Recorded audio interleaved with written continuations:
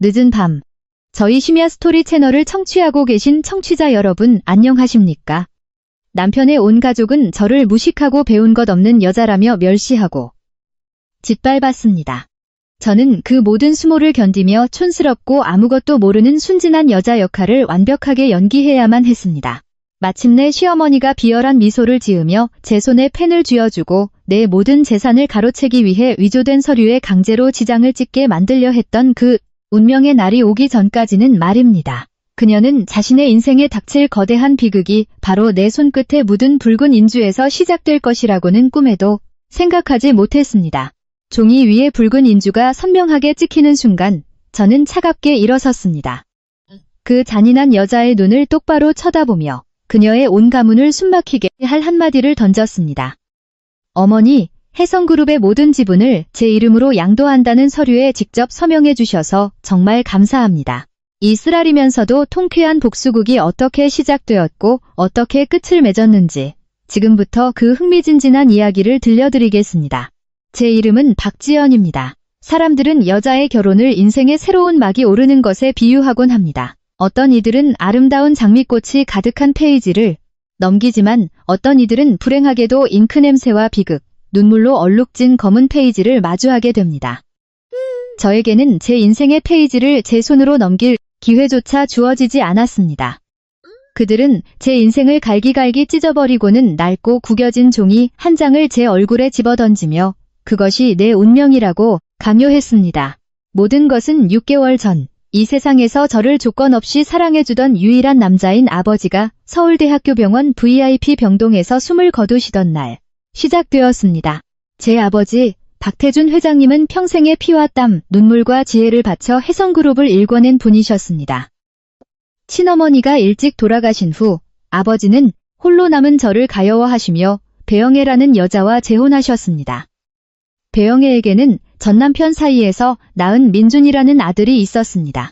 저보다 2살이 많았죠. 저는 사악한 계모와 의부소빠라는 설정은 동화 속에나 나오는 이야기인 줄 알았습니다. 그것이 제 인생을 이렇게 잔인하고 직접적으로 후려칠 줄은 상상도 못했습니다. 아버지는 병상에 누워 계셨습니다. 호흡은 점점 가빠졌고 깡마른 손으로 제 손을 꽉 쥐고 계셨습니다.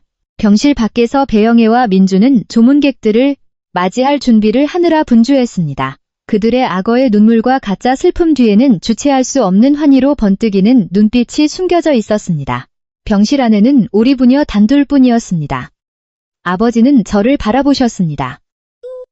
예전처럼 날카로운 눈빛은 아니었지만 차마 말로 다 할 수 없는 깊은 근심이 서려 있었습니다. 아버지는 끊어지는 목소리로 제 귓가에 희미하게 속삭이셨습니다. 지연아, 내 딸아, 아빠랑 약속 하나만 해다오. 지금 이 순간부터 넌 글자도 읽을 줄 모르는 무식한 사람처럼 살아야 한다. 아무것도 모르는 바보처럼 말이다. 네가 똑똑하다는 걸 절대 그들에게 들켜선 안 돼. 내가 너에게 가르쳐준 것들을 절대 내색하지 마라. 알겠니? 오직 이 방법만이 널 지키고 혜성그룹을 지킬 수 있는 유일한 길이다. 그때 저는 아버지의 차가운 손에 눈물을 뚝뚝 흘리며 울 수밖에 없었습니다. 왜 그런 기괴한 짓을 하라고 명하시는지, 왜 제 진짜 모습을 숨겨야 하는지 이해할 수 없었습니다. 하지만 애원하는 듯한 아버지의 눈빛을 보며 저는 흐느끼며 고개를 끄덕였습니다. 그 약속, 그 마지막 유언은 저주가 되었습니다. 매일, 매시간 제가 쓰고 살아야 할 무거운 가면이 된 것입니다. 아버지가 돌아가셨습니다. 분당 메모리얼 파크에서 장례를 마치자마자 배영애는 충격적인 소식을 발표했습니다. 아버지가 돌아가시기 전 재산이 가문 밖으로 유출되는 것을 막고 두 사람이 함께 회사를 이끌어가게 하기 위해 저와 민준을 결혼시키라는 유언을 남기셨다는 것이었습니다. 저는 그것이 새빨간 거짓말이라는 것을 알았습니다.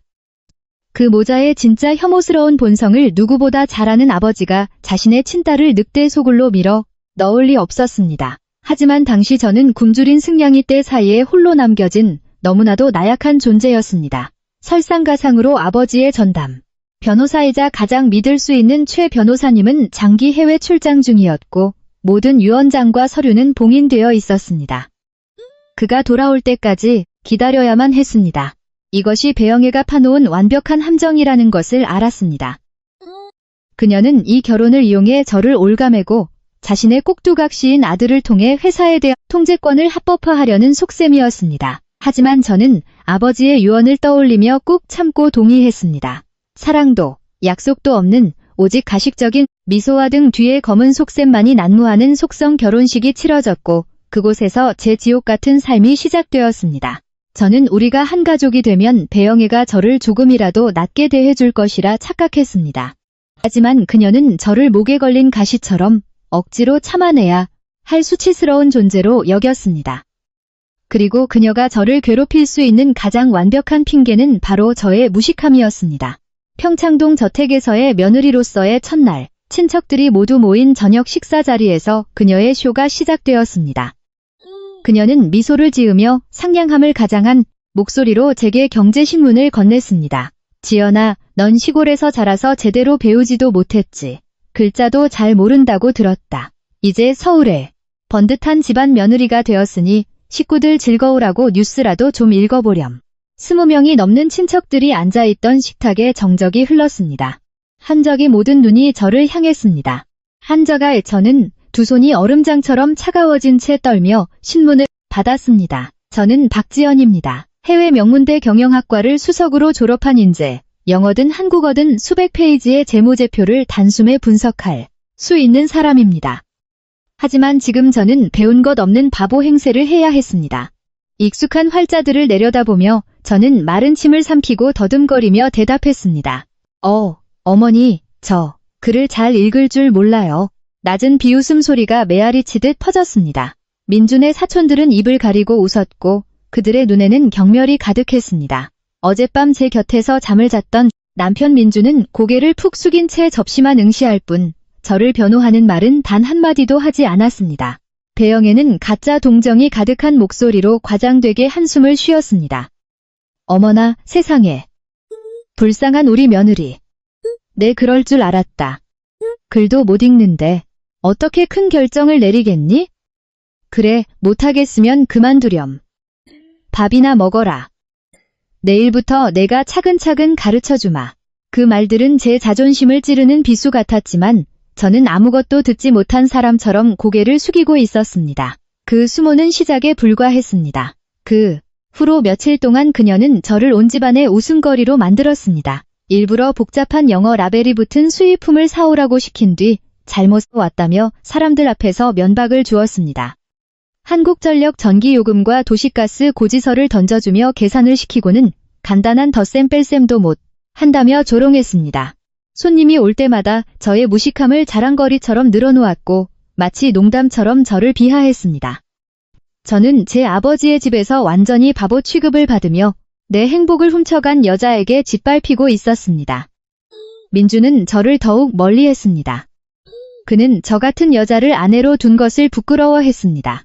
친구들이나 비즈니스 파트너들에게 저를 소개하지 않았고 집에 돌아올 때면 곧장 방으로 들어가 버렸습니다. 넓고 차가운 평창동 저택에서 시어머니의 모욕을 견디며 저는 철저히 혼자 버려졌습니다.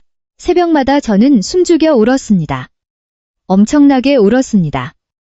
아빠, 왜 제가 이런 고통을 받아야 하나요? 라고 스스로에게 묻고 또 물었습니다. 하지만 눈물이 마르고 나면 아버지의 눈빛이 떠올랐습니다. 아버지가 그렇게 하신 데에는 분명 이유가 있을 거라 믿었습니다. 이 모든 인내의 이면에는 제가 스스로 알아내야 할 진실이 숨겨져 있을 것이고 저는 살아남아야만 했습니다. 강해져야 했고 비밀의 막이 내려지는 그날까지 이 역할을 끝까지 해내야 했습니다. 저는 그날이 그렇게 빨리 올 줄은 몰랐습니다. 그 모자가 몰래 준비하고 있던 치명적인 음모에서 비롯된 그날, 그들은 저를 벼랑 끝으로 밀어 넣는다고 생각했겠지만 그것이 오히려 게임의 판도를 뒤집을 저의 무기가 될 줄은 상상도 못했을 것입니다. 그날 식탁에서의 모욕은 수천 개의 바늘에 찔리는 것보다 더 아팠습니다. 하지만 이상하게도 그 고통이 저를 다시 현실로, 반년 전 운명의 날로 이끌었습니다. 아버지가 아직 병상에 누워 계실 때 기억이 갑자기 선명해졌습니다. 슬로우 모션 필름을 되감는 것처럼 매 순간이 생생했습니다. 어느 여름날 오후, 따가운 햇살이 창문을 통과해 아버지의 창백하고 깡마른 얼굴을 비추고 있었습니다. VIP 병실은 아무리 호화로워도 소독약, 냄새와 다가오는 죽음의 기운을 숨길 수 없었습니다. 제 아버지 박태준 회장. 한 번의 헛기침만으로도 수많은 사람을 두려움에 떨게 했던 평생 비즈니스 세계의 제왕으로 군림하셨던 그분이 지금은 마른 잎사귀처럼 부서질 듯 누워 계셨습니다. 아버지는 배영애와 민준을 포함한 모든 사람을 밖으로 내보냈습니다. 외동딸인 저와 단둘이 있고 싶다고 하셨죠? 문이 닫히자 아버지는 힘겹게 몸을 일으켰습니다. 저를 바라보는 그 눈빛에는 사랑과 연민, 그리고 간절한 애원이 담겨 있었습니다. 지연아. 갈라진 목소리로 부르셨습니다. 이리 가까이 오렴. 저는 서둘러 다가가 침대 가장자리에 앉아 아버지의 손을 잡았습니다. 그 손은 예전처럼 따뜻하고 굳건하지 않았습니다. 차갑고 떨리고 있었으며 얇은 피부 아래로 푸른 핏줄이 선명하게 드러나 있었습니다. 내 딸아. 아버지가 깊은 눈으로 저를 응시하셨습니다. 아빠가 원망스럽니? 너와 많은 시간을 보내주지 못해서? 그 여자를 우리 집으로 데려와 네가 고통받게 내버려둬서 원망스럽니? 저는 고개를 저었고 눈에 눈물이 고이기 시작했습니다. 아버지는 마른 입술로 쓰디쓴 미소를 지으셨습니다. 내가 틀렸다, 지연아. 내가 모르는 사이에 맹독을 품은 독사를 집안으로 들였어. 너도 알다시피 어릴 적부터 넌 내 가장 큰 자랑이었다. 넌 똑똑하고 뛰어나며 내 젊은 시절보다 훨씬 더 날카로웠지. 난 몰래 너를 가르쳤고 대기업 인턴십을 위해 해외에서 경영학을 공부하게 했다. 언젠가 네가 해성그룹의 회장 자리에 당당히 앉아 내 뒤를 잇게 하려고 모든 것을 준비했어. 하지만 내 계산이 틀렸다. 아버지는 가슴을 부여잡고 길고 고통스러운 기침을 하셨습니다. 저는 숨이 넘어갈 듯한 아버지를 보며 가슴이 찢어지는 것 같아 다급히 등을 쓸어내렸습니다. 아빠, 제발 무리해서 말씀하지 마세요. 쉬셔야 해요. 하지만 아버지는 손을 저으며 눈빛을 더욱 단호하게 빛내셨습니다. 아니다. 지금 꼭 해야 해. 지금 말하지 않으면 다신 기회가 없을지도 몰라. 지연아, 잘 들어라. 내 두 번째 아내 영애는 네가 생각하는 것만큼 단순한 여자가 아니야. 탐욕스럽고 사악한 계획으로 가득 찬 여자다. 지난 몇 년 동안 그녀는 회사 요직에 자기 사람들을 은밀히 심어놓았어. 이사진의 신임을 얻어 자기 아들 민준을 조금씩 회사에 밀어넣으려 온갖 수를 썼지. 내가 그걸 알았을 땐 이미 늦었단다. 내 건강이 갑자기 무너져 내렸지. 그들을 쓸어버릴 시간도 힘도 남지 않았어. 가슴이 쥐어짜이는 듯 했습니다. 과거의 파편화된 기억들이 갑자기 하나로 퍼즐처럼 맞춰졌습니다. 배영애가 이사들에게 유독 친절하게 굴었던 일, 민준이 그의 능력과 맞지 않는 자리에 파격 승진했던 일들이 떠올랐습니다. 이 모든 것이 오랫동안 치밀하게 계획된 음모의 일부였던 것입니다. 유언장은 이미 작성해 두었다. 호흡이 희미해져 가는 가운데 아버지가 말을 이으셨습니다. 내 모든 재산, 해성그룹의 내 지분 전부는 너에게 상속될 거다. 하지만 이것이 가장 중요하다. 내가 떠나고 나면 그 모자는 절대 널 가만두지 않을 거야. 널 해치고 합법적인 유산을 빼앗기 위해 무슨 짓이든 할 거다. 네가 너무 어리고 능력이 없다고 주장하겠지. 네 명성을 짓밟기 위해 스캔들을 조작할 거고 심지어 네 목숨까지 노릴까봐 두렵구나. 저는 몸을 떨었습니다. 서늘한 공포가 등줄기를 타고 기어 올랐습니다. 그럼 전 어떻게 해야 하나요, 아빠? 아버지는 제 손을 더 꽉 쥐셨습니다. 그의 눈빛은 자신의 마지막 남은 모든 희망을 제게 건네는 듯했습니다. 그래서 지금 이 순간부터 내게 약속해야 한다. 네가 누군지 잊어버려라. 명석했던 학생 시절도 내가 가르쳐준 경영 지식도 모두 지워라. 넌 시골에서 자란 순진한 바보, 그리고 무엇보다 글도 읽을 줄 모르는 무식쟁이가 되어야 해. 네가 아무짝에도 쓸모없고 그들에게 어떤 위협도 되지 않는다는 걸 그들이 믿게 만들어야 한다. 그들이 너를 철저히 얕잡아보고 경계를 늦출 때, 그때 비로소 넌 안전해질 수 있다. 바보 행세를 하라고요? 이펀지만 왜요? 제가 놀라서 물었습니다. 아버지는 미소를 지으셨습니다. 그 미소에는 깊은 의미가 담겨 있었습니다. 그것이 그들의 가장 큰 약점이기 때문이지. 지연아, 그들은 오만방자한 인간들이다. 늘 자신들이 가장 똑똑하고 남들보다 우월하다고 착각하지. 자신들이 바보라고 생각하는 사람을 상대로는 절대 경계하지 않을 거다. 넌 그저 내 역할을 완벽하게 연기하기만 하면 돼. 그들은 널 민준과 강제로 결혼시키려 할 거다. 동의해라. 널 모욕하고 괴롭힐 테지만 꼭 참고 견뎌. 그들이 이겼다고 착각하게 만들어라. 네가 그러는 동안 내 오랜 친구이자 가장 충직한 오른팔인 최 변호사가 널 은밀히 도울 거다. 그는 또 다른 유언장, 조건부 특별유언장을 가지고 있어. 내가 모든 걸 준비해 두었다. 때가 올 거야. 그들이 널 무시하고 짓밟는 바로 그 행위가 너의 가장 날카로운 무기가 될 거다. 명심해라, 지연아.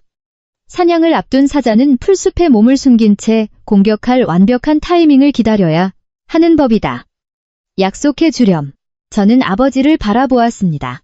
하미어 제 목숨을 담보로 한 불공평한 데스매치에 저를 가장 중요한 체스말로 던져놓으면서까지 평생의 기업과 저를 지키려 했던 위대한 남자. 눈물이 멈추지 않았습니다. 저는 떨리는 목소리로 고개를 끄덕였습니다. 약속할게요, 아빠. 해낼게요. 제가 그 약속을 입 밖으로 내뱉자마자 아버지의 가슴을 짓누르던 무거운 짐이 벗겨진 듯 했습니다. 아버지는 평온한 미소를 지으며 서서히 눈을 감으셨습니다. 저를 꽉 쥐고 있던 손의 힘이 서서히 풀렸습니다. 그 순간 저는 제가 더 이상 아버지가 보호해주던 어린 소녀가 아님을 깨달았습니다. 저는 불공평한 전장에 뛰어들 전사가 되었고 저의 유일한 무기는 끈질긴 인내와 하나의 약속뿐이었습니다. 기억이 흐려지며 저는 다시 현재로 돌아왔습니다. 차가운 저녁 식탁, 그리고 저를 에워싼 경멸 어린 눈빛들. 이제 이해했어요, 아빠. 제가 이 역할을 끝까지 완벽하게 해내겠습니다.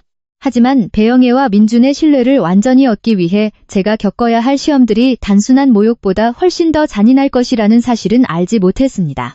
누구라도 무너져 내릴 만큼 끔찍한 시험들이 기다리고 있었습니다. 난장판이 된 가족 저녁 식사 이후 평창동 저택에서의 제 삶은 한편의 연극 무대 같았습니다. 제가 주연이었고 배영애와 민주는 제 모든 행동에서 허점을 찾아내려는 엄격한 감독이었습니다. 그들은 제가 도살장에 끌려가기를 얌전히 기다리는 무식하고 순종적인 양이라는 것을 100% 확신하고 싶어 했습니다. 가르침을 가장한 그들의 시험은 지독하게 독이 서려 있었고 위험했습니다. 첫 번째 시험은 며칠 뒤에 찾아왔습니다. 어느 날 아침, 제가 주방에서 원래는 완벽하게 다룰 줄 아는 최고급 커피 머신을 두고 작동법을 몰라 쩔쩔매는 척 연기를 하고 있을 때 배영애가 들어왔습니다. 그녀는 짙은 남색의 두꺼운 서류철을 들고 와 식탁 위에 올려놓았습니다. 그녀의 목소리는 소름 돋게 달콤했습니다. 지연아, 이리 좀 와보렴. 저는 서둘러 앞치마에 손을 닦고 죄지은 아이처럼 고개를 숙인 채 다가갔습니다. 네, 어머니. 그녀가 서류를 열자 작은 글씨와 숫자로 빼곡한 페이지들이 보였습니다. 심장이 쿵쾅거렸습니다. 저는 그것이 무엇인지 단번에 알아챘습니다. 계약서. 정확히 말하면 해성그룹의 대형 건설 프로젝트 자재 공급 계약서였습니다. 제가 인턴 시절 수백 번도 더 검토하고 분석했던 종류의 문서였습니다. 하지만 지금 저는 쓰레기 같은 백지를 보는 척 해야 했습니다. 이거 배영애가 서류의 한 부분을 가리켰습니다.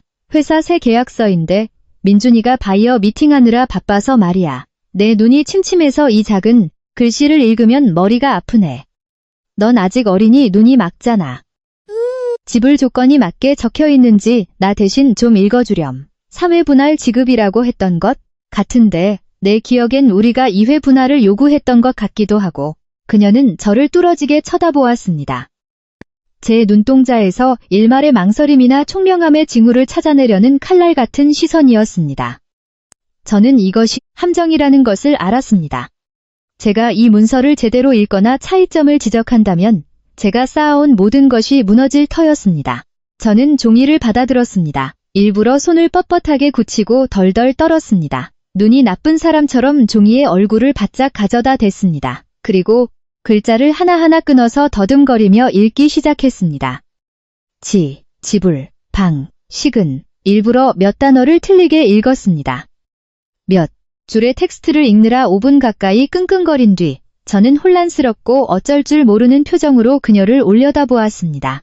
어머니, 글자가 너무 많아서 무슨 말인지 하나도 모르겠어요. 배영애는 몇 초간 저를 노려보았습니다. 날카로운 눈초리가 제 얼굴 곳곳을 훑더니 이내 크고 만족스러운 승리에 찬 웃음을 터뜨렸습니다. 됐어. 못하겠으면 놔둬라. 네, 그럴 줄 알았다. 얼굴만 반반하지 머리에 든 게 없구나. 두고 가라, 내가 읽을 테니. 그녀는 계약서를 확 낚아챘습니다. 그녀가 안도의 한숨을 내쉬는 것이 보였습니다. 제가 첫 번째 시험을 통과한 것입니다. 그녀는 제가 정말 글을 읽지 못한다고 굳게 믿게 되었습니다. 하지만 그것이 끝이 아니었습니다. 몇 주 뒤 그녀는 또 다른 속임수를 생각해냈습니다. 이번엔 계산이었습니다.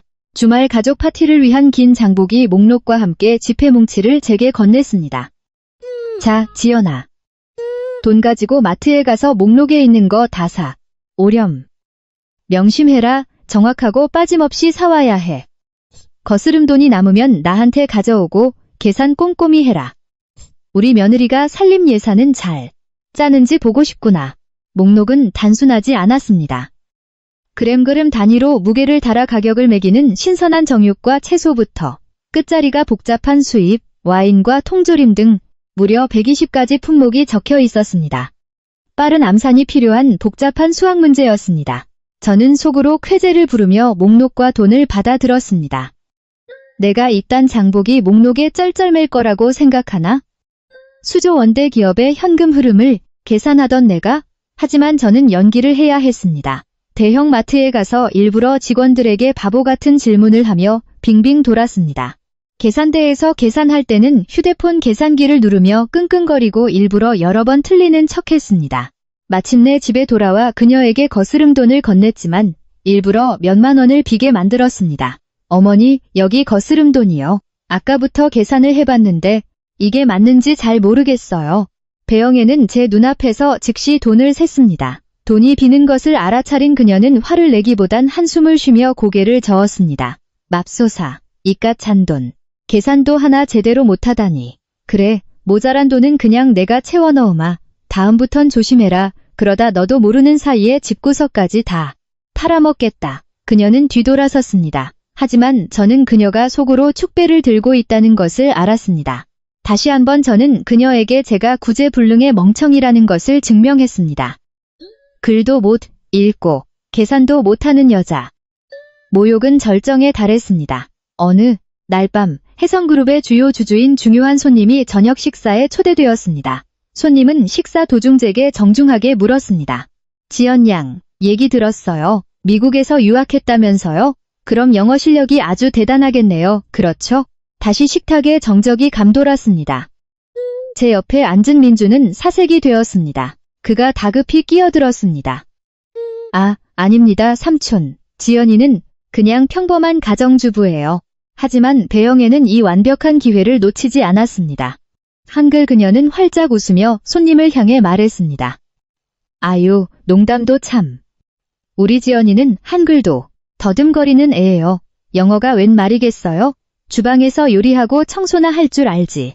그 말은 제 뺨을 세차게 내리치는 것 같았습니다. 피가 거꾸로 솟는 것이 느껴졌습니다. 하지만 저는 여전히 고개를 숙이고 억지 미소를 지어야 했습니다.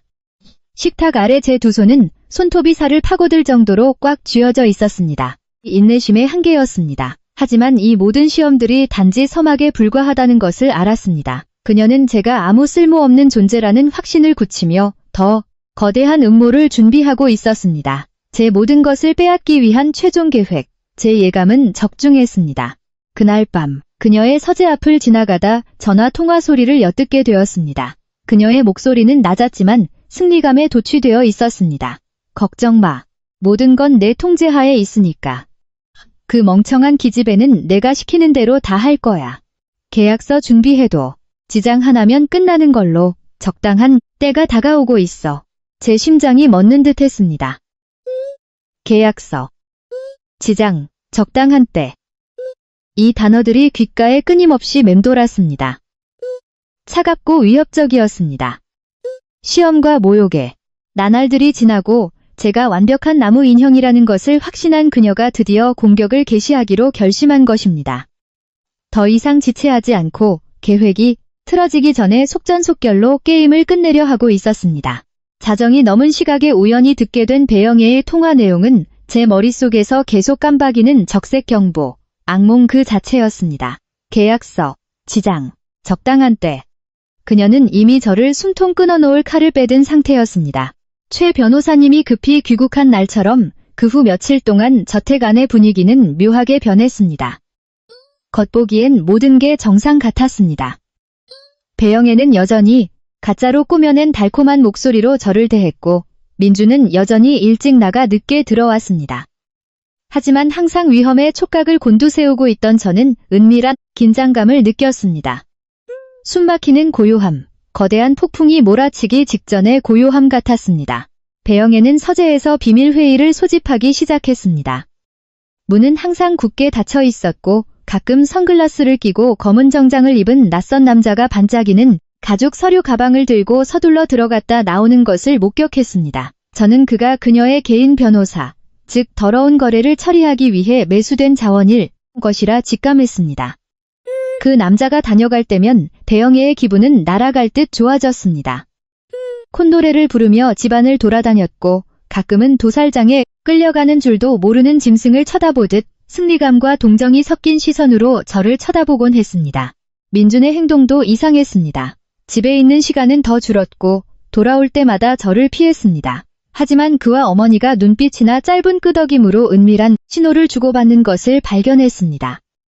어느 날 밤, 민준이 배영애의 서재에서 서류를 들고 나오는 것을 보았습니다. 그는 주저하며 머뭇거리는 표정이었습니다. 하지만 배영애가 뒤따라 나와 그의 어깨를 두드리며 무언가를 속삭이자 그의 얼굴에서 망설임은 사라지고 차가운 결단력으로 바뀌었습니다. 저는 깨달았습니다. 배영애가 또다시 자신이 가장 좋아하는 무기인 아들의 마음속 탐욕과 두려움을 자극한 것입니다.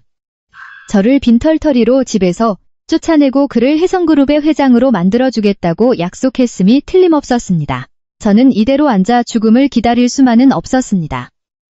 그들이 도대체 무슨 계약서를 꾸미고 있는지 정확히 알아야 했습니다. 하지만 어떻게?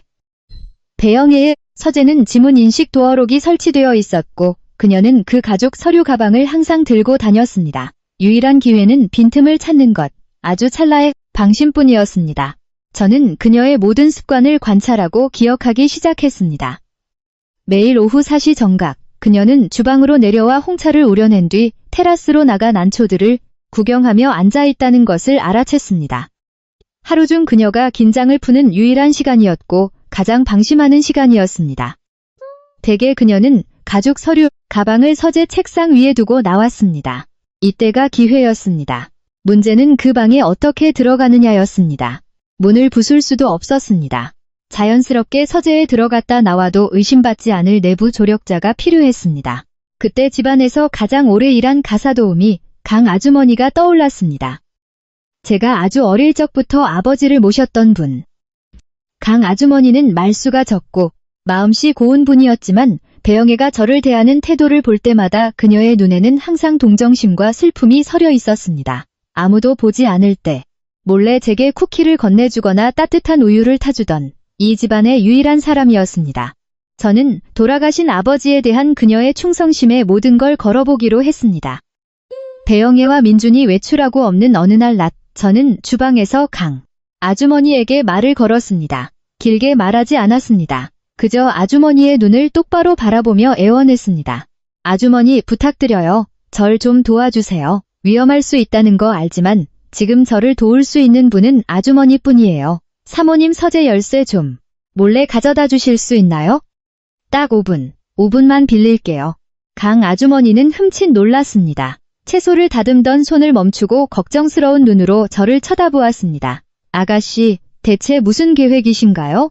위험해요. 사모님께서 아시면 우리 둘 다 쫓겨날 거예요. 저는 아주머니의 주름진 손을 잡았습니다. 목소리가 떨렸습니다. 위험한 거 알아요.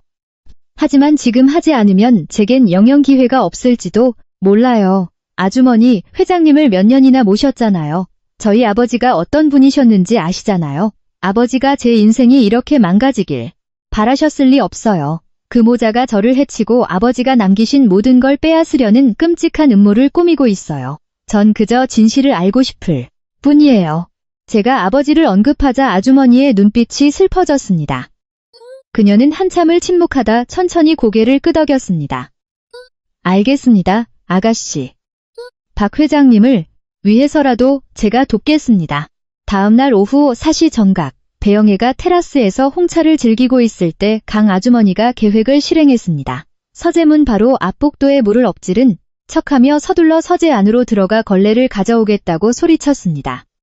아주머니는 그 기회를 틈타 배영애가 서재 책상 서랍에 숨겨두던 예비 열쇠를 재빨리 챙겼습니다. 그녀는 제게 열쇠를 건네며 속삭였습니다. 아가씨, 딱 5분입니다. 서두르세요. 심장이 터질 것 같았습니다. 저는 재빨리 문에 열쇠를 꽂았습니다. 문이 열리자마자 쏜살같이 들어가 주변을 살폈습니다. 검은색 가죽 서류 가방이 책상 위에 단정히 놓여 있었습니다. 떨리는 손으로 가방을 열자 그 안에는 정갈하게 제본된 두꺼운 서류가 있었습니다. 서류를 꺼내 마지막 장까지 넘기자 제 심장이 멎는 것 같았습니다. 그것은 단순한 계약서가 아니었습니다. 제목이 선명하게 적혀 있었습니다. 상속 포기 각서 및 무조건적 포괄 위임장. 내용은 더욱 잔인했습니다. 박지연은 지적능력 부족과 무지, 온전치 못한 정신상태로 인해 아버지 박태준 회장이 남긴 모든 유산과 재산에 대한 권리를 자발적으로 포기한다고 적혀 있었습니다. 동시에 계모 배영애와 남편 민준에게 이 모든 재산을 처분, 매각, 양도할 수 있는 무한하고 철회 불가능한 권한을 위임한다는 내용이었습니다. 그리고 서명란 마지막 페이지에는 작은 주석이 달려 있었습니다. 상속 포기자가 서명할 수 없는 경우 지장으로 이를 대체할 수 있다. 저는 멍하니 서 있었습니다. 분노로 온몸이 부들부들 떨렸습니다. 이것이 그녀의 최종 계획이었습니다. 이혼이나 혼인 무효 소송에는 제 서명이 필요했고 그렇게 되면 제게 여전히 유산에 대한 권리가 남기 때문이었습니다. 그녀는 제 지장 하나로 모든 것을 빼앗는 법의 테두리 안에서 저를 아무것도 가진 것 없는 완벽한 무능력자, 미치광이로 전락시킬 치명적인 일격을 원했던 것입니다. 모든 것이 너무나도 분명해졌습니다. 그들의 무기는 준비되었습니다. 이제 공격할 날만 기다리고 있는 것입니다. 저는 다급히 휴대폰을 꺼내 그 악마 같은 문서의 모든 페이지와 글자를 사진으로 찍었습니다. 그런 다음 조심스럽게 모든 것을 원래대로 돌려놓고 서류 가방과 서재문을 잠근 뒤 강 아주머니에게 열쇠를 돌려주었습니다. 증거는 제 손에 들어왔지만 증거만으로는 부족했습니다. 그들의 무기를 역으로 제 무기로 활용할 만큼 영리한 계획이 필요했습니다. 그리고 지금 당장 절 도울 수 있는 유일한 사람은 최 변호사님뿐이라는 것을 알았습니다. 무슨 수를 써서라도 그와 연락해야 했습니다. 그 악마 같은 서류의 증거를 확보한 후 저는 결코 혼자 움직일 수 없음을 깨달았습니다. 그 모자는 어둠 속에 숨어 뱀처럼 독을 품고 튀어오를 완벽한 타이밍만을 기다리고 있었습니다. 제 사소한 실수 하나가 돌이킬 수 없는 실패를 낳거나 제 목숨마저 위태롭게 할 수 있었습니다. 이제 제 유일한 희망은 최 변호사님 그리고 이 집안에 있는 예상치 못한 내부 조력자 강 아주머니에게 달려 있었습니다. 강 아주머니는 왜소한 체구의 희끗희끗한 머리칼, 굳은 살 박인 손을 가진 평범한 분이었지만 제 어둡고 긴 나날들 속에서 유일한 빛과 같은 존재였습니다. 아주머니는 증거 확보를 도왔을 뿐만 아니라 제 눈과 귀, 그리고 외부를 잇는 다리가 되어주셨습니다. 아주머니는 배영애와 민준의 일거수일투족을 몰래 관찰했고 주위에 아무도 없을 때면 짧은 귓속말로 제게 상황을 전해주셨습니다.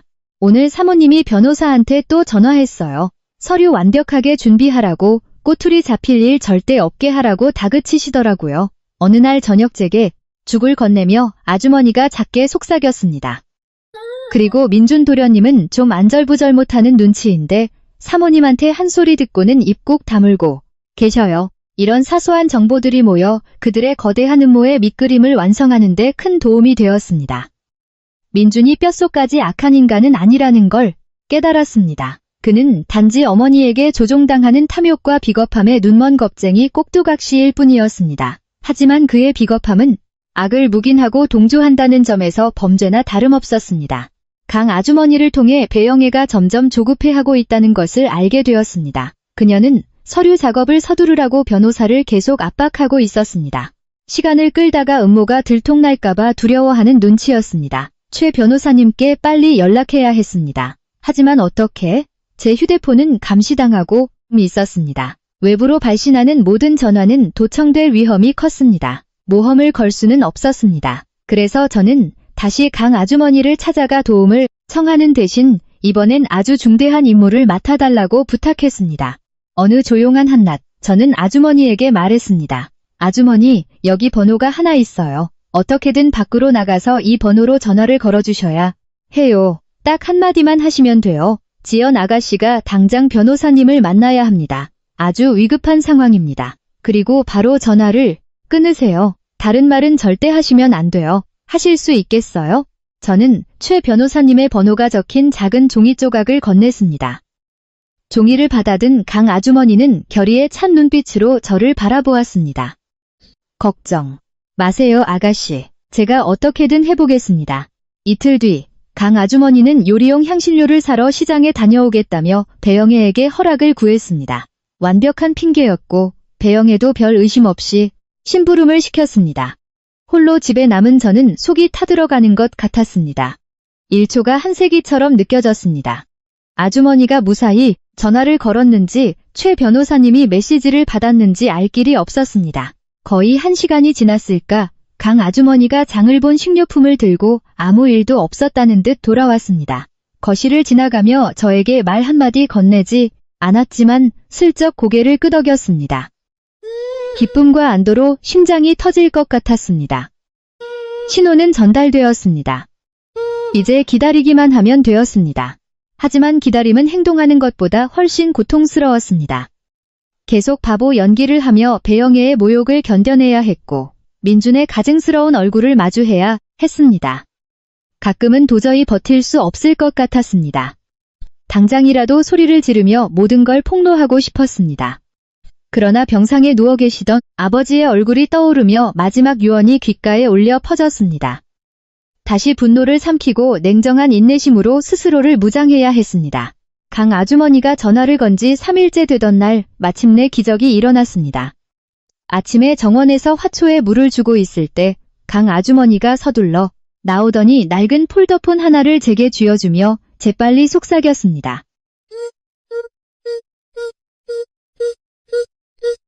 최 변호사님한테서 연락이 왔어요.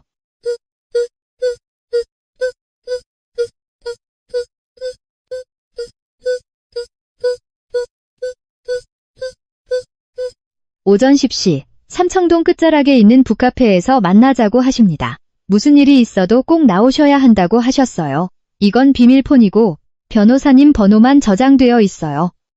연락할 때 쓰라고 하셨습니다. 저는 그 휴대폰을 꽉 쥐었습니다. 제 마지막 희망을 손에 쥔 기분이었죠. 최 변호사님이 돌아오셨다. 아빠, 절 버리지 않으셨군요. 하지만 내일 오전 10시 정각에 어떻게 집을 빠져나갈지가 문제였습니다. 배영애의 감시는 철저했습니다. 시장에 간다거나 산책을 가겠다고 하면 분명 사람을 붙일 게 뻔했습니다. 밤새 뒤척이며 고민하던 끝에 대담하고 조금은 위험한 아이디어가 떠올랐습니다. 그것만이 유일한 방법이었습니다. 다음 날 아침, 저는 얼굴이 창백하게 질리고 기진맥진한 모습으로 일어났습니다. 배영애가 거실로 내려왔을 때 저는 배를 부여잡고 고통스럽게 몸을 웅크렸습니다. 어머니, 배가 너무 아파요. 배영애는 의심스러운 눈초리로 저를 흘겨보았습니다. 배가 아파? 또 이것저것 주워 먹고 탈이 난 거 아니니? 아니에요. 어젯밤부터 아팠어요. 아마 심한 생리통 같아요. 정말 너무 아파서 못 견디겠어요. 산부인과에 좀 다녀와도 될까요? 저는 일부러 울먹이며 목소리를 쥐어짜냈습니다. 배영애는 한참 동안 저를 쏘아보았습니다. 생리통은 즉시 확인하기 어려운 변명이었고 제가 병약하고 나약한 모습을 보일수록 그녀가 생각하는 제 멍청하고 한심한 이미지는 더욱 굳어졌기 때문에 그녀는 속아 넘어가는 듯 했습니다. 어휴, 유나는 민준이 불러서 같이 가라고 하마. 아니에요. 제가 다급하게 손사래를 쳤습니다. 오빠는 출근해야 하잖아요. 저 혼자 갈 수 있어요. 그냥 택시 타고 갈게요. 근처 산부인과로 가면 돼요. 저는 일부러 삼청동 북카페와 같은 길목에 있는 유명 산부인과 이름을 언급했습니다. 배영애는 조금 망설이는 눈치였습니다. 저를 혼자 내보내고 싶지 않았던 거죠. 하지만 마침 2층에서 내려오던 민준이 대화를 듣고는 퉁명스럽게 말했습니다. 엄마, 그냥 내버려둬요? 다 큰 어른인데 혼자 병원도 못 가겠어요? 나 오늘 중요한 미팅 있어서 병원 못 따라가요. 민준의 그 말이 저를 도운 셈이 되었습니다. 그 말을 들은 배영애는 제 몰골을 다시 한번 훑어보더니 한숨을 쉬었습니다. 알았다. 빨리 다녀와라. 진료비 여깄다. 가슴을 짓누르던 돌덩이가 치워진 기분이었습니다. 저는 서둘러 옷을 갈아입고 택시를 불렀습니다. 택시에 올라탔을 때도 심장은 여전히 미친 듯이 뛰고 있었습니다. 병원으로 바로 가지 않고 삼청동 근처 골목에서 내렸습니다. 조금 걸어 들어가자 조용한 북카페가 나타났습니다. 안으로 들어가 구석진 어두운 자리를 보니 중년의 나이에 흰머리가 희끗희끗하고 안경을 쓴 신사분이 기다리고 있었습니다. 차분하고 위험 있는 자세, 바로 최 변호사님이었습니다. 저를 발견한 그는 자리에서 일어나 가볍게 묵례를 했습니다. 무사히 와주셔서 다행입니다. 아가씨. 그 순간 저는 숲속에서 길을 잃고 헤매다 마침내 아군의 베이스 캠프를 찾은 병사가 된 기분이었습니다.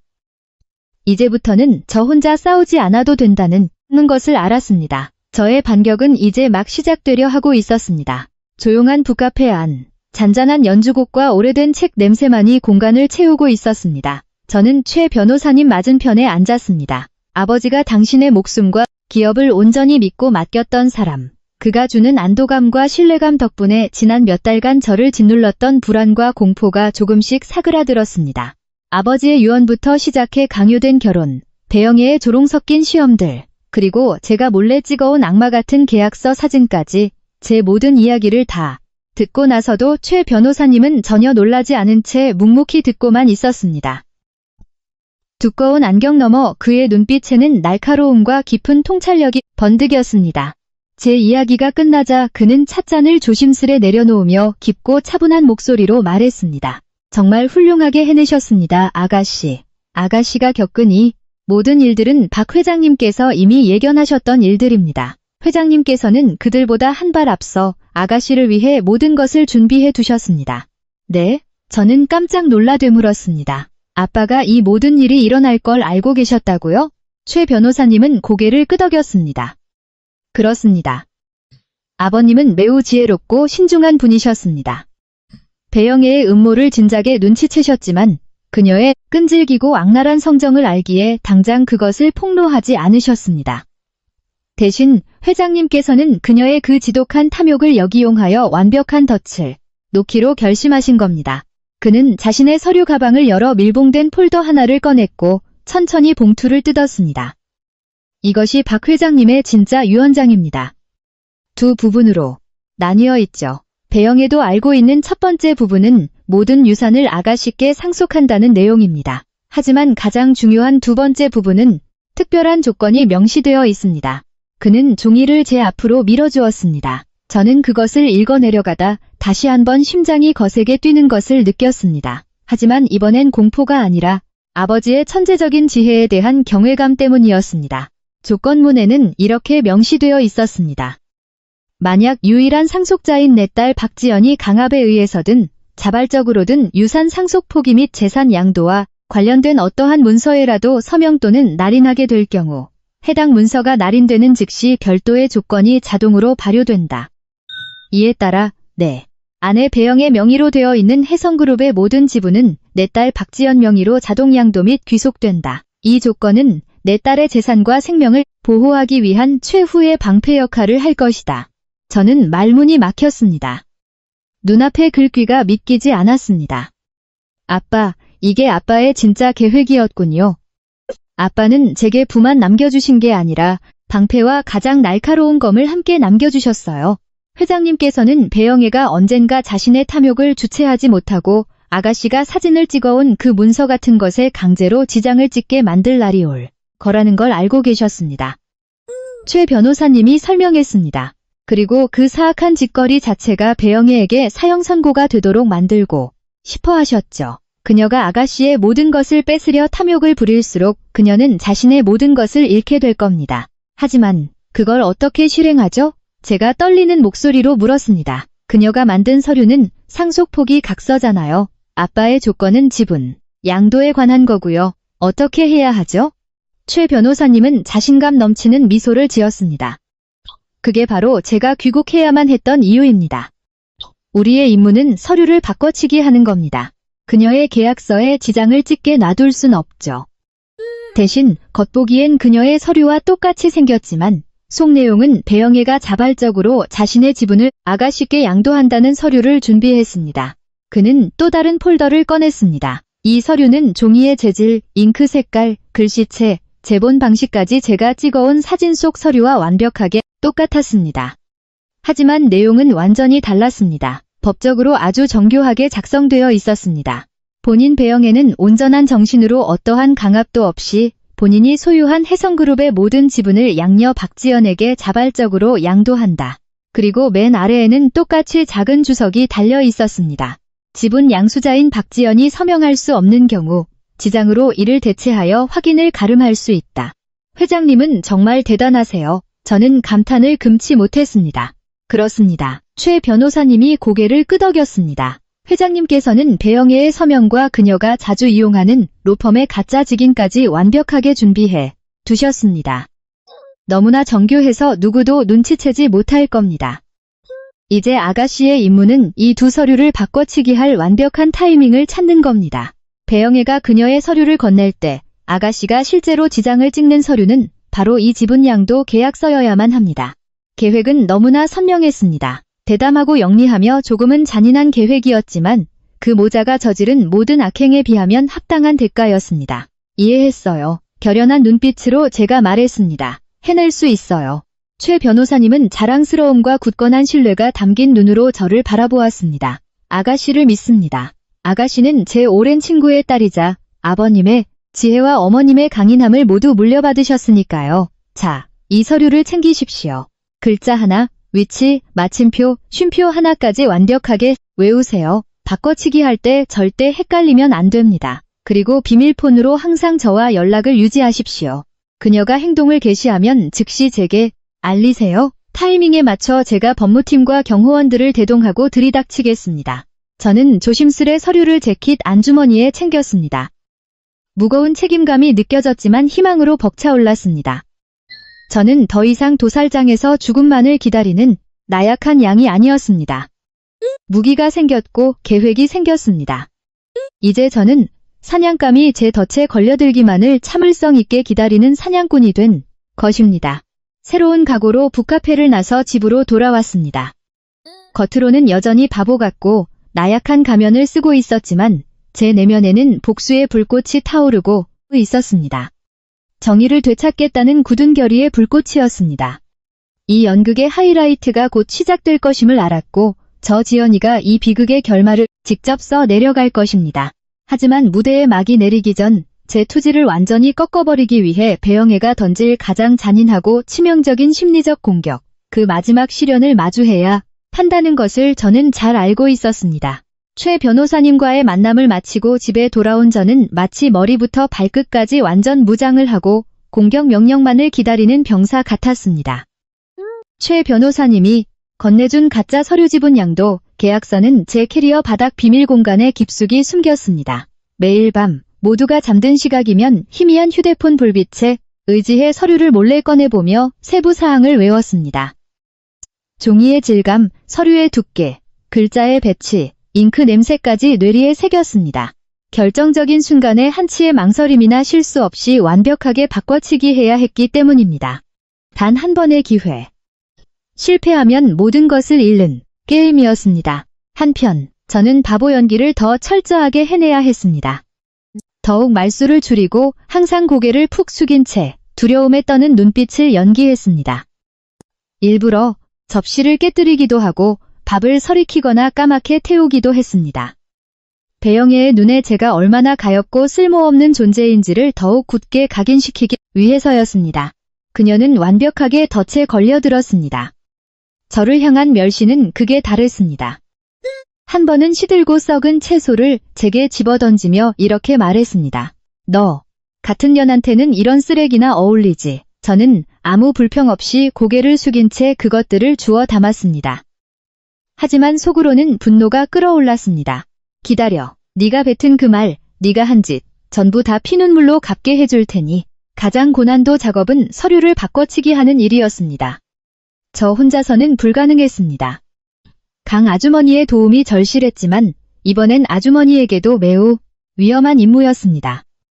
제가 단 몇 초라도 움직일 시간을 벌 수 있도록 강 아주머니가 거대한 소란을 일으켜 시선을 분산시켜야 했습니다. 우리는 배영애가 서류에 지장을 찍으라고 강요할 장소와 시간에 대비해 여러 가지 시나리오를 짰습니다. 주변에 사람이 없을 때 헛기침, 고개 끄덕임, 화분, 위치 바꾸기 등 미세한 신호로 소통했습니다. 이 넓고 호화로운 평창동 저택은 나약해 보이는 두 여자가 조용히 그러나 치밀하게 거대한 반란을 준비하는 침묵의 전쟁터로 변해갔습니다. 긴장감은 최고조에 달했습니다. 배영애의 인내심이 바닥나고 있다는 게 피부로 느껴졌습니다. 그녀는 집안을 신경질적으로 왔다 갔다 했고 가끔 혼잣말을 중얼거리기도 했습니다. 그녀의 변호사가 방문하는 횟수도 잦아졌습니다. 심판의 날이 머지않았음을 직감한 저는 최 변호사님께 상황을 알리는 문자를 보냈습니다. 그의 답장은 짧고 명료했습니다. 모든 준비 완료, 아가씨의 신호만 기다리고 있습니다. 그리고 마침내 그날이 왔습니다. 예상보다 훨씬 빨리. 다음 날 아침 일찍 배영애는 저와 민준을 거실로 호출했습니다. 그녀는 화려한 명품 원피스에 짙은 화장을 하고 있었습니다. 부치가 흘렀지만 어딘지 모르게 섬뜩한 분위기를 풍겼습니다. 민준은 단정한 정장 차림에 넥타이까지 맸지만 안절부절 못하며 애써 제 시선을 피했습니다. 소파에 앉은 배영애는 제가 사진으로 찍었던 그리고 제가 가짜로 복제해둔 것과 똑같이 생긴 서류를 테이블 위에 올려놓았습니다. 그녀의 목소리는 더 이상 달콤함을 가장하지 않았습니다. 차갑고 직설적이었습니다. 지연아, 오늘 너를 부른 건 이제 모든 걸 끝내기 위해서다. 가슴이 철렁 내려앉았습니다. 드디어 올 게 왔구나. 저는 겁에 질린 척 더듬거리며 말했습니다. 어머니, 무엇을 끝낸다는 말씀이신가요? 배영애는 사악한 미소를 지었습니다. 내 미래, 그리고 혜성그룹 전체를 말이야. 너도 알다시피 넌 글도 제대로 못 읽고 머리도 둔하잖니. 네, 아빠가 남기고 간 저 거대한 회사, 네가 경영할 수 있다고 생각하니? 이 사진들, 비즈니스 파트너들이 너 같은 애한테 회사를 맡길 것 같아? 그녀는 말을 멈추고 저를 쏘아보았습니다. 내가 오랫동안 고민해봤어.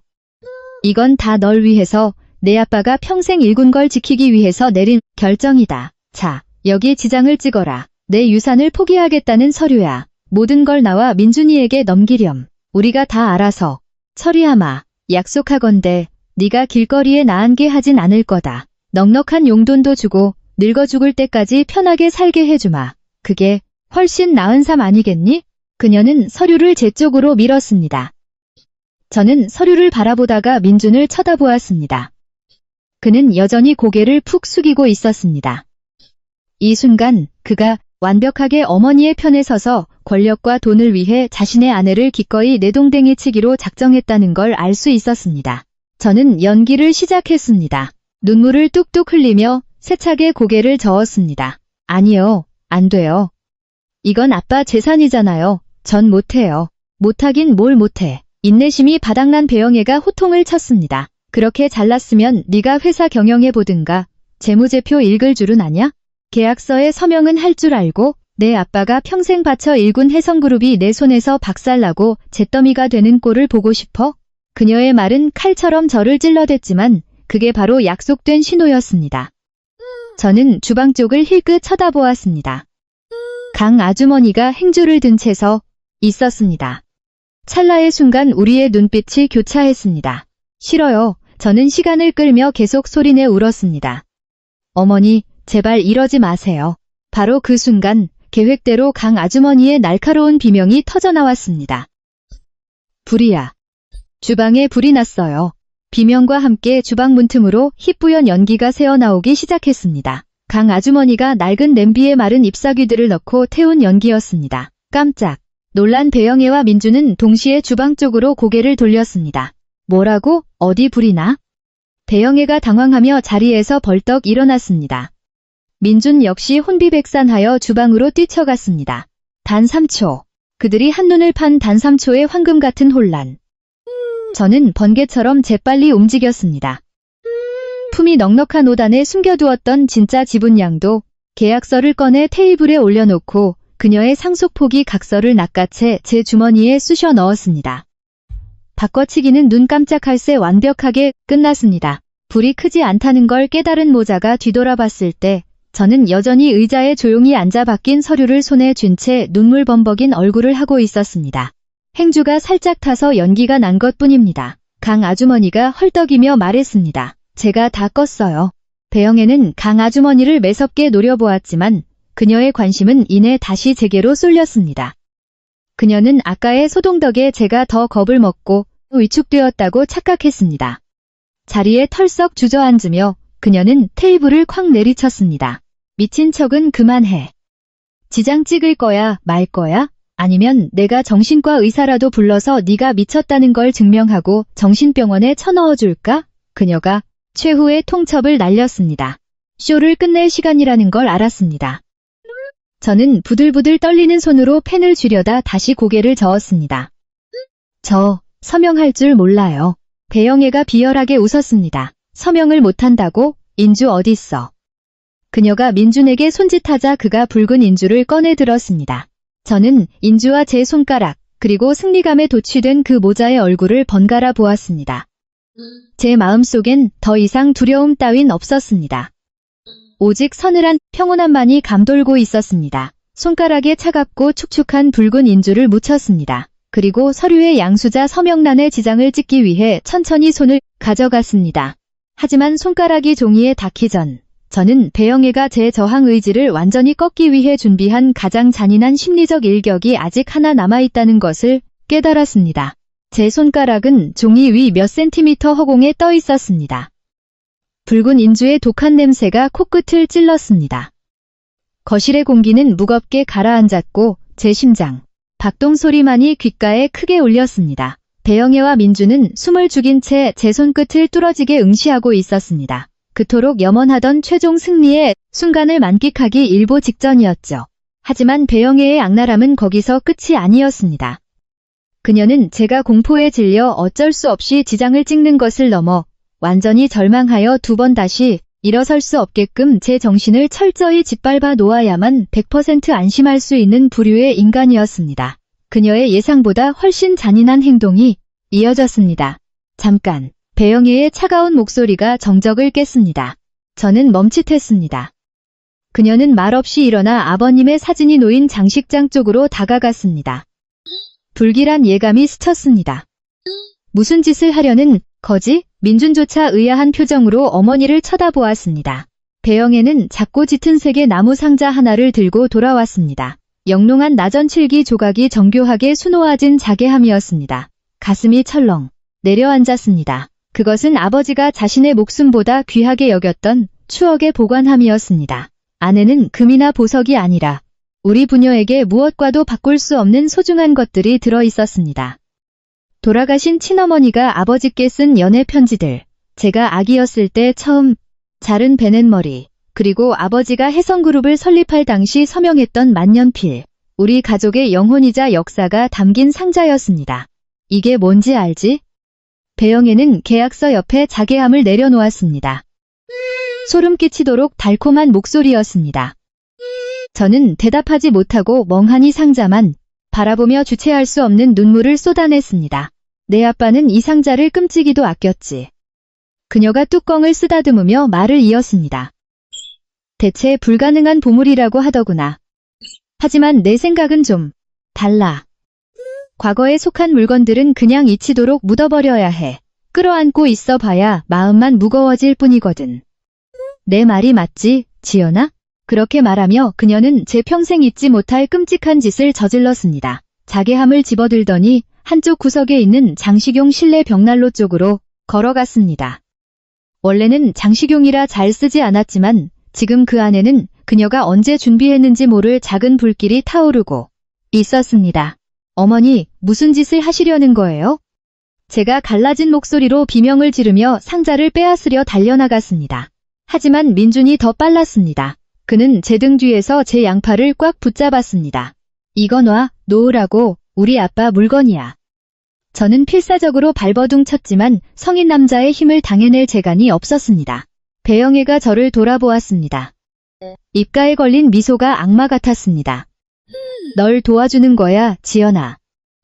과거의 미련을 끊어내고 내가 준비해준 편안하고 새로운 삶을 시작할 수 있게 도와주는 거라고.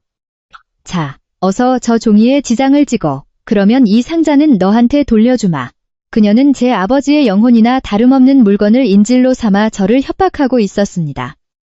돈으로 환산할 수 없는 가족의 유품을 지킬 것인지, 해성그룹을 통째로 넘길 것인지 저를 시험하는 것이었습니다. 순종적이고 멍청한 딸이라면 유품을 선택할 것이고, 제가 지장을 찍고 나면 상자를 빼앗아 무자비하게 태워버릴 심산이었습니다. 안 돼, 안 찍을 거야. 돌려줘요. 저는 엉엉 울며 소리쳤습니다. 그래? 배영애가 비웃었습니다. 찍기 싫으면 할 수 없지. 똑똑히 지켜봐라. 말이 떨어지섭게 그녀는 벽난로의 유리문을 열더니 제가 경악하는 눈앞에 서 있는 힘껏 불길 속으로 자개함을 집어 던졌습니다. 안 돼. 제 찢어지는 듯한 비명이 거실을 울렸습니다. 하늘과 땅이 무너져 내리는 것 같았습니다. 불길이 확 솟아오르며 반짝이는 자개함을 집어삼켰습니다. 나무가 타들어가며 탁탁거리는 소리가 들렸고 제 머릿속에는 어머니의 편지가 재로 변하고 제 베낸 머리가 연기 속으로 사라지며 우리 가족의 혼이 눈앞에서 불타 없어지는 장면이 그려졌습니다. 민주는 여전히 저를 꽉 붙잡고 있었습니다.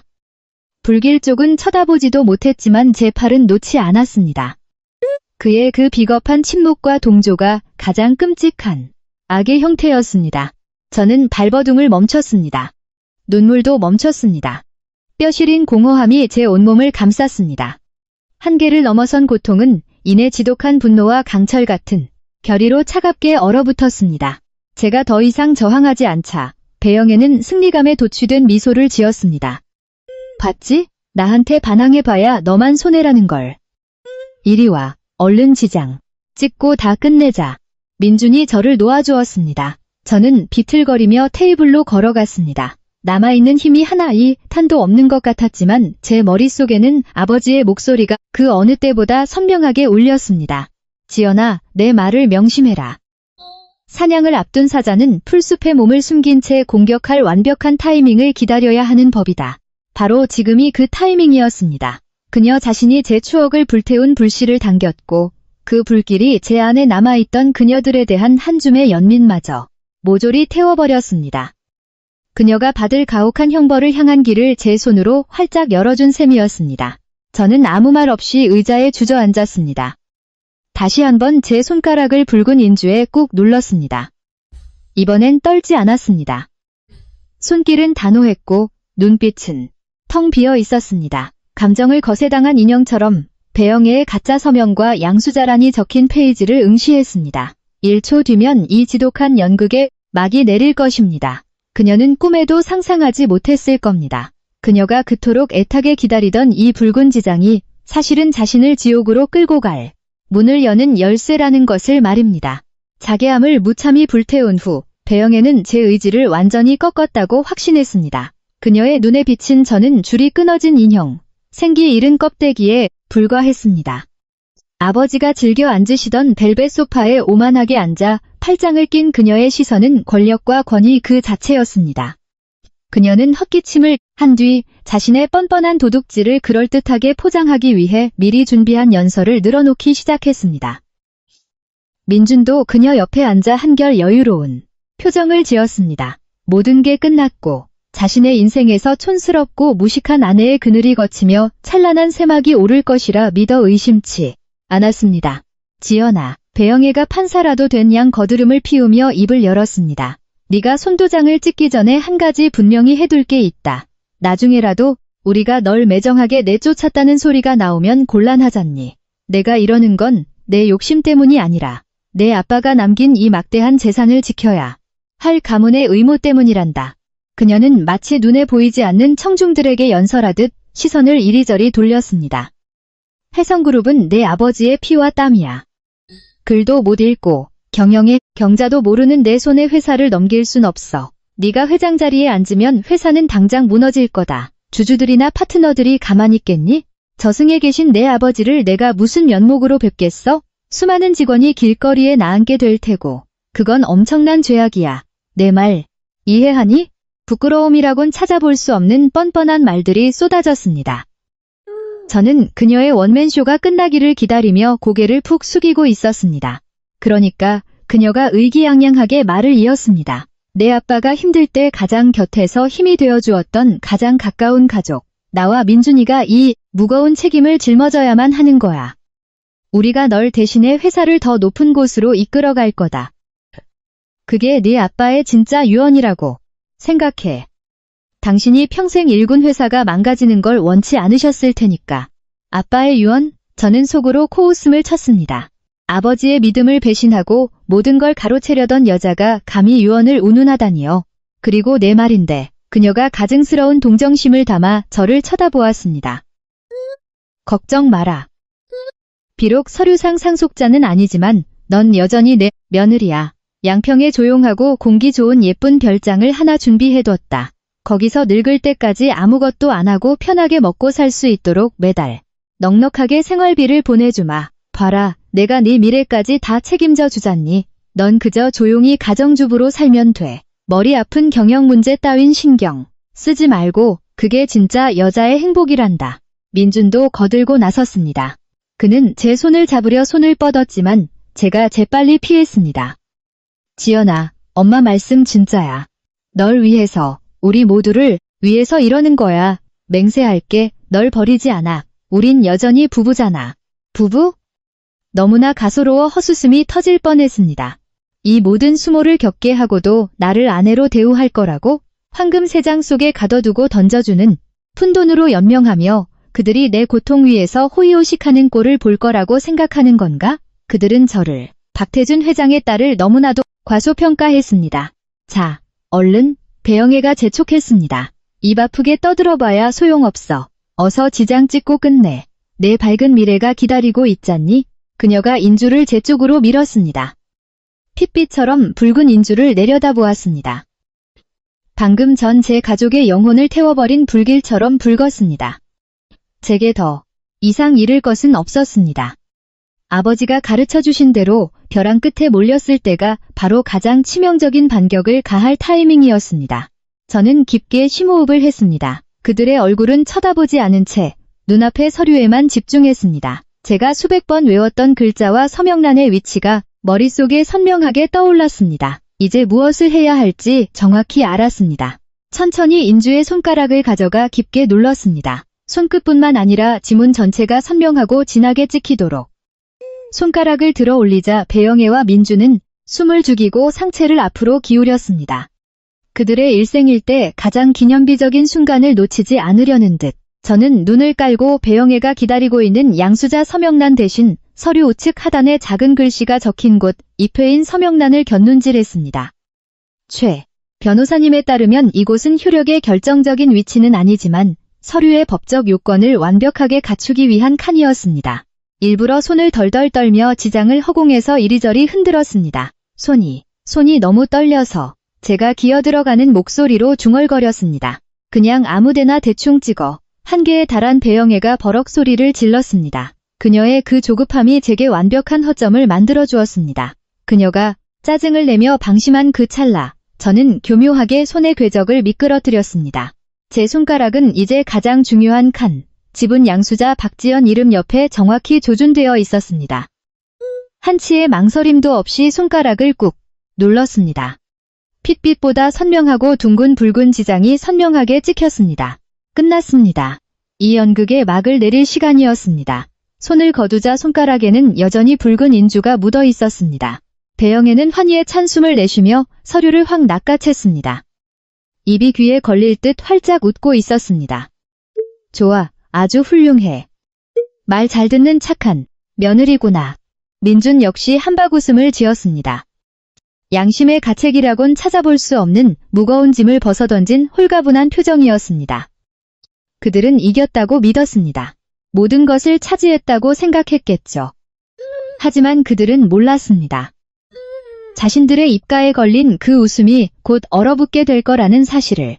지장이 찍히는 순간 거실은 소름 돋는 환희로 가득 찼습니다. 배영애는 마치 권력의 왕관이라도 되는 양서류를 치켜들고 붉은 지장을 눈높이에 맞춰 황홀하게 바라보았습니다. 입에서는 끝났어. 마침내 다 끝났어라는 중얼거림이 끊이지 않았습니다. 그녀의 눈가주름이 깊게 패일 정도로 웃음꽃이 피었고 감추지 못한 승리감이 온몸에서 뿜어져 나왔습니다. 민준도 일어나 어머니 곁으로 다가가 어깨를 토닥이며 들뜬 목소리로 말했습니다. 엄마, 정말 고생 많으셨어요. 이제 다 잘 될 거예요. 그러고는 가짜 동정이 섞인 시선으로 저를 돌아보며 덧붙였습니다. 지연아, 너무 슬퍼하지 마. 이게 우리 모두를 위한 최선의 선택이야. 최선의 선택이라. 저는 여전히 손가락에 묻은 인주를 닦지 않은 채 의자에 앉아 있었습니다. 뺨에 얼룩진 눈물도 닦지 않았습니다. 그저 묵묵히 그들의 모습을 지켜보고 있었습니다. 도둑질한 전리품에 취해 제가 무너져 내린 제 투성이 위에서 춤을 추며 광란의 축배를 드는 그들은 승리에 너무 도취된 나머지 제게서 일어난 미세한 변화를 눈치채지 못했습니다. 저는 더 이상 울지 않았고 무너지지도 애원하지도 않았습니다. 자, 이제 배영애가 서류를 조심스레 접어 그녀의 보물 1호인 가죽 서류 가방에 챙겨 넣으며 거만한 목소리로 지시했습니다. 민준아, 변호사한테 전화해라. 다 끝났으니 내일부터 후속 절차 밟으라고. 그리고 지연이 넌. 그녀가 다시 제게 고개를 돌렸을 때 그녀의 목소리는 예의 그 권위적이고 명령조로 돌아와 있었습니다. 방으로 올라가서 짐 싸라. 오후에 양평 별장으로 태워다 줄 기사를 부를 테니. 이제부터 넌 거기서 찍소리 말고 얌전히 살기만 하면 돼. 저는 꿈쩍도 하지 않았습니다. 천천히 고개를 들어 그녀의 눈을 똑바로 응시했습니다. 지난 6개월 만에 처음으로 공포에 질린 며느리의 눈이 아닌 동등하고 압도적인 적수의 눈빛으로 그녀를 꿰뚫어 보았습니다. 배영애는 멈칫했습니다. 무언가 잘못되었다는 걸 본능적으로 느낀 듯했지만 오만함이 그 불길함을 덮어버렸습니다. 뭘 그렇게 쳐다봐? 빨리 올라가라니까. 허리를 꼿꼿이 세우고 옷매무새를 다듬은 뒤 티슈 한 장을 뽑아 손가락에 묻은 붉은 인주를 천천히 아주 정성스럽게 닦아냈습니다. 그러고는 뺨에 남은 눈물 자국마저 말끔히 지웠습니다. 제 갑작스러운 태도 변화에 배영애와 민주는 얼어붙은 듯 저를 빤히 쳐다보았습니다. 무슨 상황인지 전혀 파악하지 못하는 얼굴이었습니다. 어머니, 감사합니다. 마지막 절차를 완벽하게 끝낼 수 있게 도와주셔서 감사합니다. 배영애의 미간이 찌푸려졌습니다. 무슨 헛소리를 하는 거야? 절차라니? 민준이 당황하며 더듬거렸습니다. 지연아, 너. 저는 그들의 말을 싹둑 잘랐습니다. 지난 반년 동안 철저히 숨겨왔던 진짜 박지연, 박태준 회장의 친딸로서의 당당하고 우아한 미소를 지어 보였습니다. 어머니가 보유하신 혜성그룹 지분 전액을 제 이름으로 양도한다는 서류에 친필로 서명하시고 지분 양도에 동의해 주셔서 감사하다는 말씀입니다. 법적으로 지금 이 시간부로 제가 혜성그룹의 최대 주주이자 절대적인 경영권을 행사하는 회장입니다. 숨막히는 정적이 감돌았습니다. 창밖의 바람소리마저 멈춘 듯했습니다. 배영애의 입가에 맴돌던 미소가 돌처럼 굳어졌습니다. 한희로 붉게 달아올랐던 민준의 얼굴은 도저히 믿을 수 없다는 듯 눈을 깜빡였습니다. 환희로 붉게 달아올랐던 민준의 얼굴, 단숨에 백지장처럼 하얗게 질렸고 턱이 쩍 벌어졌습니다. 무슨 미친 소리야? 배영애가 가장 먼저 정신을 차리고 버럭 소리쳤습니다. 위풍당당하던 권위는 온데간데 없고 경악과 당혹감으로 목소리가 뒤집어졌습니다. 돌았어? 네가 대체 뭐라고? 지분이라니? 어머, 아직도 눈치를 못 채셨나요? 제가 여유롭게, 하지만 뼛속까지 시린 냉정한 어조로 대꾸했습니다. 방금 어머니 서류 가방에 소중하게 챙겨 넣으신 그 계약서, 다시 한번 꼼꼼히 읽어보시는 게 좋을 텐데요. 그건 상속 포기 각서가 아닙니다. 지분 잦은 양도 계약서죠. 거기 적힌 어머니의 친필 서명과 직인, 그리고 방금 제가 찍은 지장까지 확인해 보시죠. 법적으로 아주 완벽하거든요. 배영애는 사시나무 떨듯 손을 떨며 서류 가방을 열어젖혔습니다. 계약서를 끄집어내어 놓아니 온 눈을 부릅뜨고 코앞까지 가져다 댔습니다. 제목을 읽고 또 읽고 또 읽은 그녀의 전신에서 힘이 쭉 빠져나갔습니다. 아니, 말도 안 돼. 그녀가 저를 올려다 보았습니다. 핏발선 두 눈에는 극도의 공포와 불신이 가득했습니다. 바꿔치기 했구나. 언제 이걸 바꾼 거야? 저는 그저 가볍게 미소 지었습니다. 글쎄요, 두 분이 주방불 끄느라 정신없으셨을 때쯤? 그녀는 모든 상황을 깨달았습니다. 글도 못 읽는 며느리부터 주방의 화재까지 이 모든 것이 제가 쳐놓은 거대한 덫이었다는 것을, 이 짐승 같은 년, 악마 같은 년, 그녀가 피를 토하듯 악을 썼습니다. 서류를 구겨쥐고 상처 입은 야수처럼 저를 향해 돌진했습니다. 날 감히 속여? 죽여버리겠어. 내놔, 내 거 다 내놔. 그의 목소리에는 흔들림 없는 위엄이 서려 있었습니다. 진정하시죠, 배영애 여사님. 지금 제 의뢰인을 향한 어떠한 협박이나 신체적 접촉도 모두 녹화되어 법정에서 불리한 증거로 쓰일 것입니다. 배영애는 그 자리에 얼어붙었습니다. 최 변호사를 보고 다시 저를 쳐다보았습니다. 너희 다 한통속이었어. 한통속이 아니라 최 변호사가 차갑게 응수했습니다. 박태준 회장님의 유지를 받드는 중입니다. 회장님께서는 여사님이 이런 짓을 벌일 거라 예측하셨고 지연 아가씨가 스스로를 지킬 수 있는 합법적인 장치를 남겨두셨습니다. 회장님 모든 수속이 완료되었습니다. 해성그룹의 공식적인 회장 취임을 축하드립니다. 최 변호사의 입에서 나온 회장님이라는 단어는 배영의 모자의 환상을 산산조각 내는 최후의 벼락과도 같았습니다. 배영애는 다리에 힘이 풀려 바닥에 털썩 주저앉고 말았습니다. 텅 빈 눈동자로 허공을 응시하며 끊임없이 중얼거렸습니다. 끝났어. 다 뺏겼어. 이 연극의 막이 완벽하게 내려가는 순간이었습니다. 얼굴은 하얗게 질렸다가 퍼렇게 변하기를 반복했습니다. 그는 저를 보았다가 바닥에 주저앉은 어머니를 보았다가 최 변호사와 경호원들을 번갈아 쳐다보며 도무지 현실을 받아들이지 못하고 뇌가 멈춰버린 듯 했습니다. 자신이 결혼한 여자가 글도 못 읽는 멍청이였는지 아니면 그저 시골뜨기 흉내를 낸 영악한 괴물이었는지, 자신이 이 거대한 회사의 후계자가 될 참이었는지 아니면 평생 규칙조차 이해하지 못할 체스판에 버려지는 말에 불과했는지, 몇 초간의 침묵 끝에 배영애가 갑자기 미친 사람처럼 악을 썼습니다. 그 비명은 더 이상 협박이 아니라 덫에 치여 발버둥치는 짐승의 처절한 발악이었습니다. 아니야, 안 믿어. 이거 다 가짜야. 너희들 다 사기꾼이야. 그녀는 바닥을 기어다니며 아까 자신이 구겨 던진 계약서 조각들을 주워 담으려 애썼습니다. 마치 그렇게 하면 현실을 되돌릴 수라도 있다는 듯이. 내 서명 아니야. 난 아무것도 서명 안 했어. 너희가 날 함정에 빠뜨린 거야. 배영애 여사님. 최 변호사님이 차갑게 말했습니다. 여기 모든 증거가 있습니다. 여사님께서 제 의뢰인인 박지연 회장을 협박하고 강압하여 본인의 의지에 반하는 행동을 하도록 강요한 사실이 명백히 찍혀 있죠. 다행히 회장님께서는 여사님이 원하시던 문서가 아닌 다른 서류에 여사님의 오늘 행동은 강요죄 및 공갈미수 혐의를 적용하기에 충분합니다. 지연 회장님께서 고소를 결정하신다면 여사님은 무거운 실형을 면치 못하실 겁니다. 최 변호사님의 말은 쐐기를 박았습니다. 배영애가 고개를 번쩍 들었습니다. 핏발선 붉은 눈으로 저를 뚫어지게 쳐다보았습니다. 그녀의 눈빛엔 더 이상 오만함이나 조롱이 없었습니다. 오직 적개심과 노골적인 공포뿐이었습니다. 그녀는 자신이 철저하게 졌다는 것을, 자신의 넘치는 자만심과 끝없는 탐욕이 자신을 파멸로 이끌었다는 것을 깨달았습니다. 네가 이 모든 걸 다 계획했구나. 그녀가 중얼거렸습니다. 저는 일말의 동정심도 없는 싸늘한 눈으로 그녀를 내려다보았습니다. 네, 맞아요. 어머니가 제 모든 걸 뺏으려고 계획하셨던 것처럼요. 단 하나, 다른 점이 있다면 제 계획은 진실과 정의 위에 세워졌지만 어머니의 계획은 거짓과 탐욕 위에 세워졌다는 거죠. 그리고 거짓으로 세운 탑은 결국 무너지게 되어 있습니다. 정의? 그녀가 미친 듯이 웃어젖혔습니다. 이 세상에 정의 따위가 어딨어. 강한 놈과 약한 놈만 있을 뿐이지. 그래, 내가 졌어.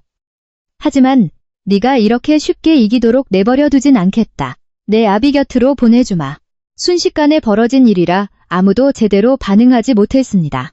하지만 칼끝이 제게 닿기 직전 훈련받은 경호원이 재빠르게 그녀의 팔을 쳐내어 칼을 바닥으로 튕겨냈습니다.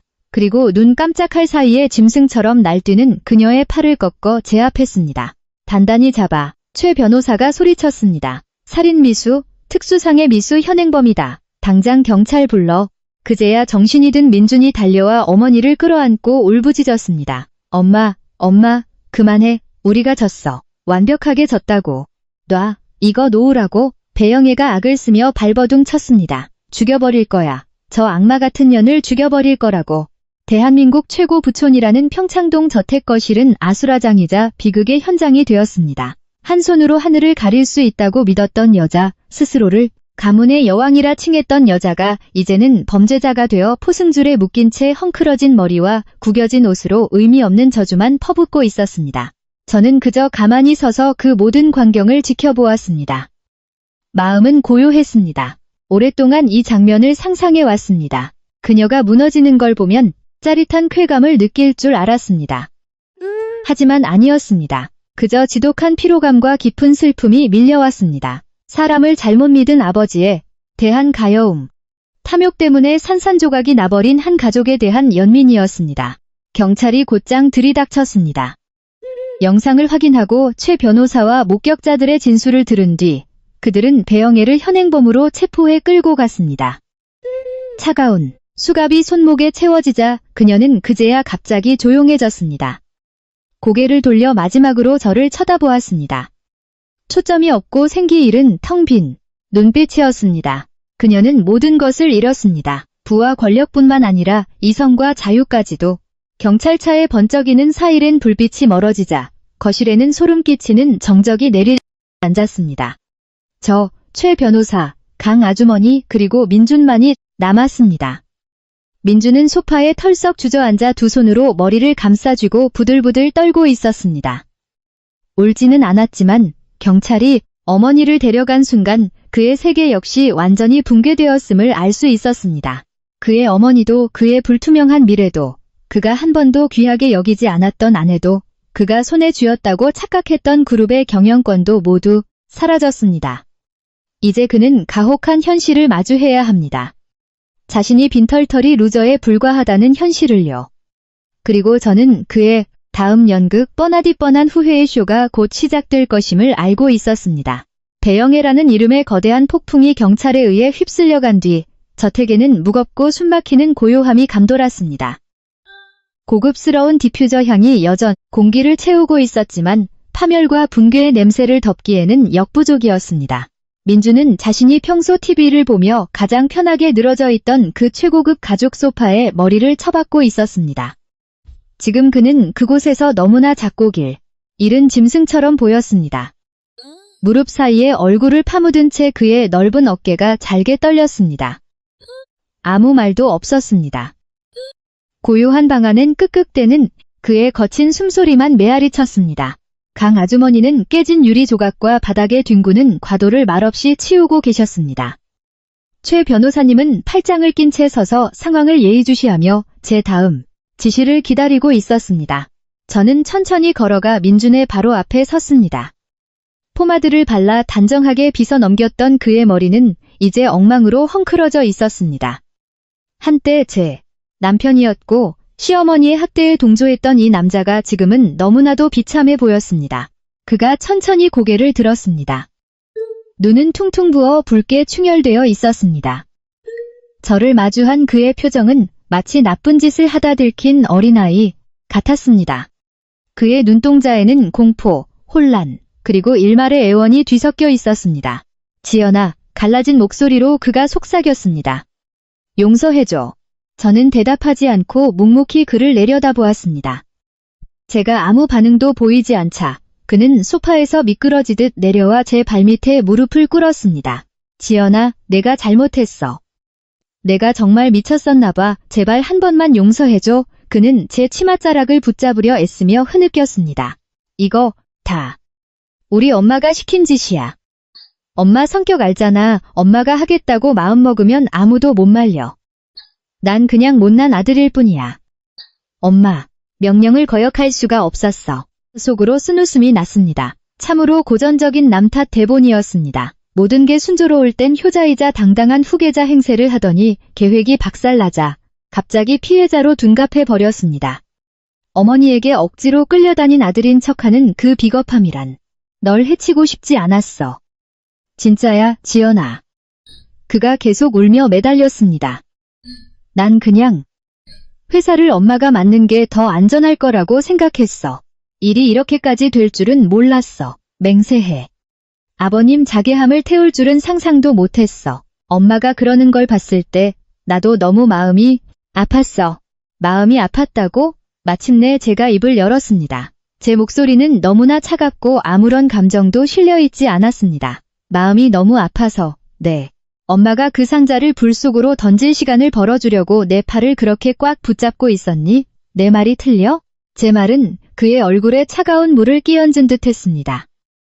그는 말문이 막혀 얼어붙었습니다. 카메라에 고스란히 찍힌 명백한 사실을 부인할 재간이 없었죠.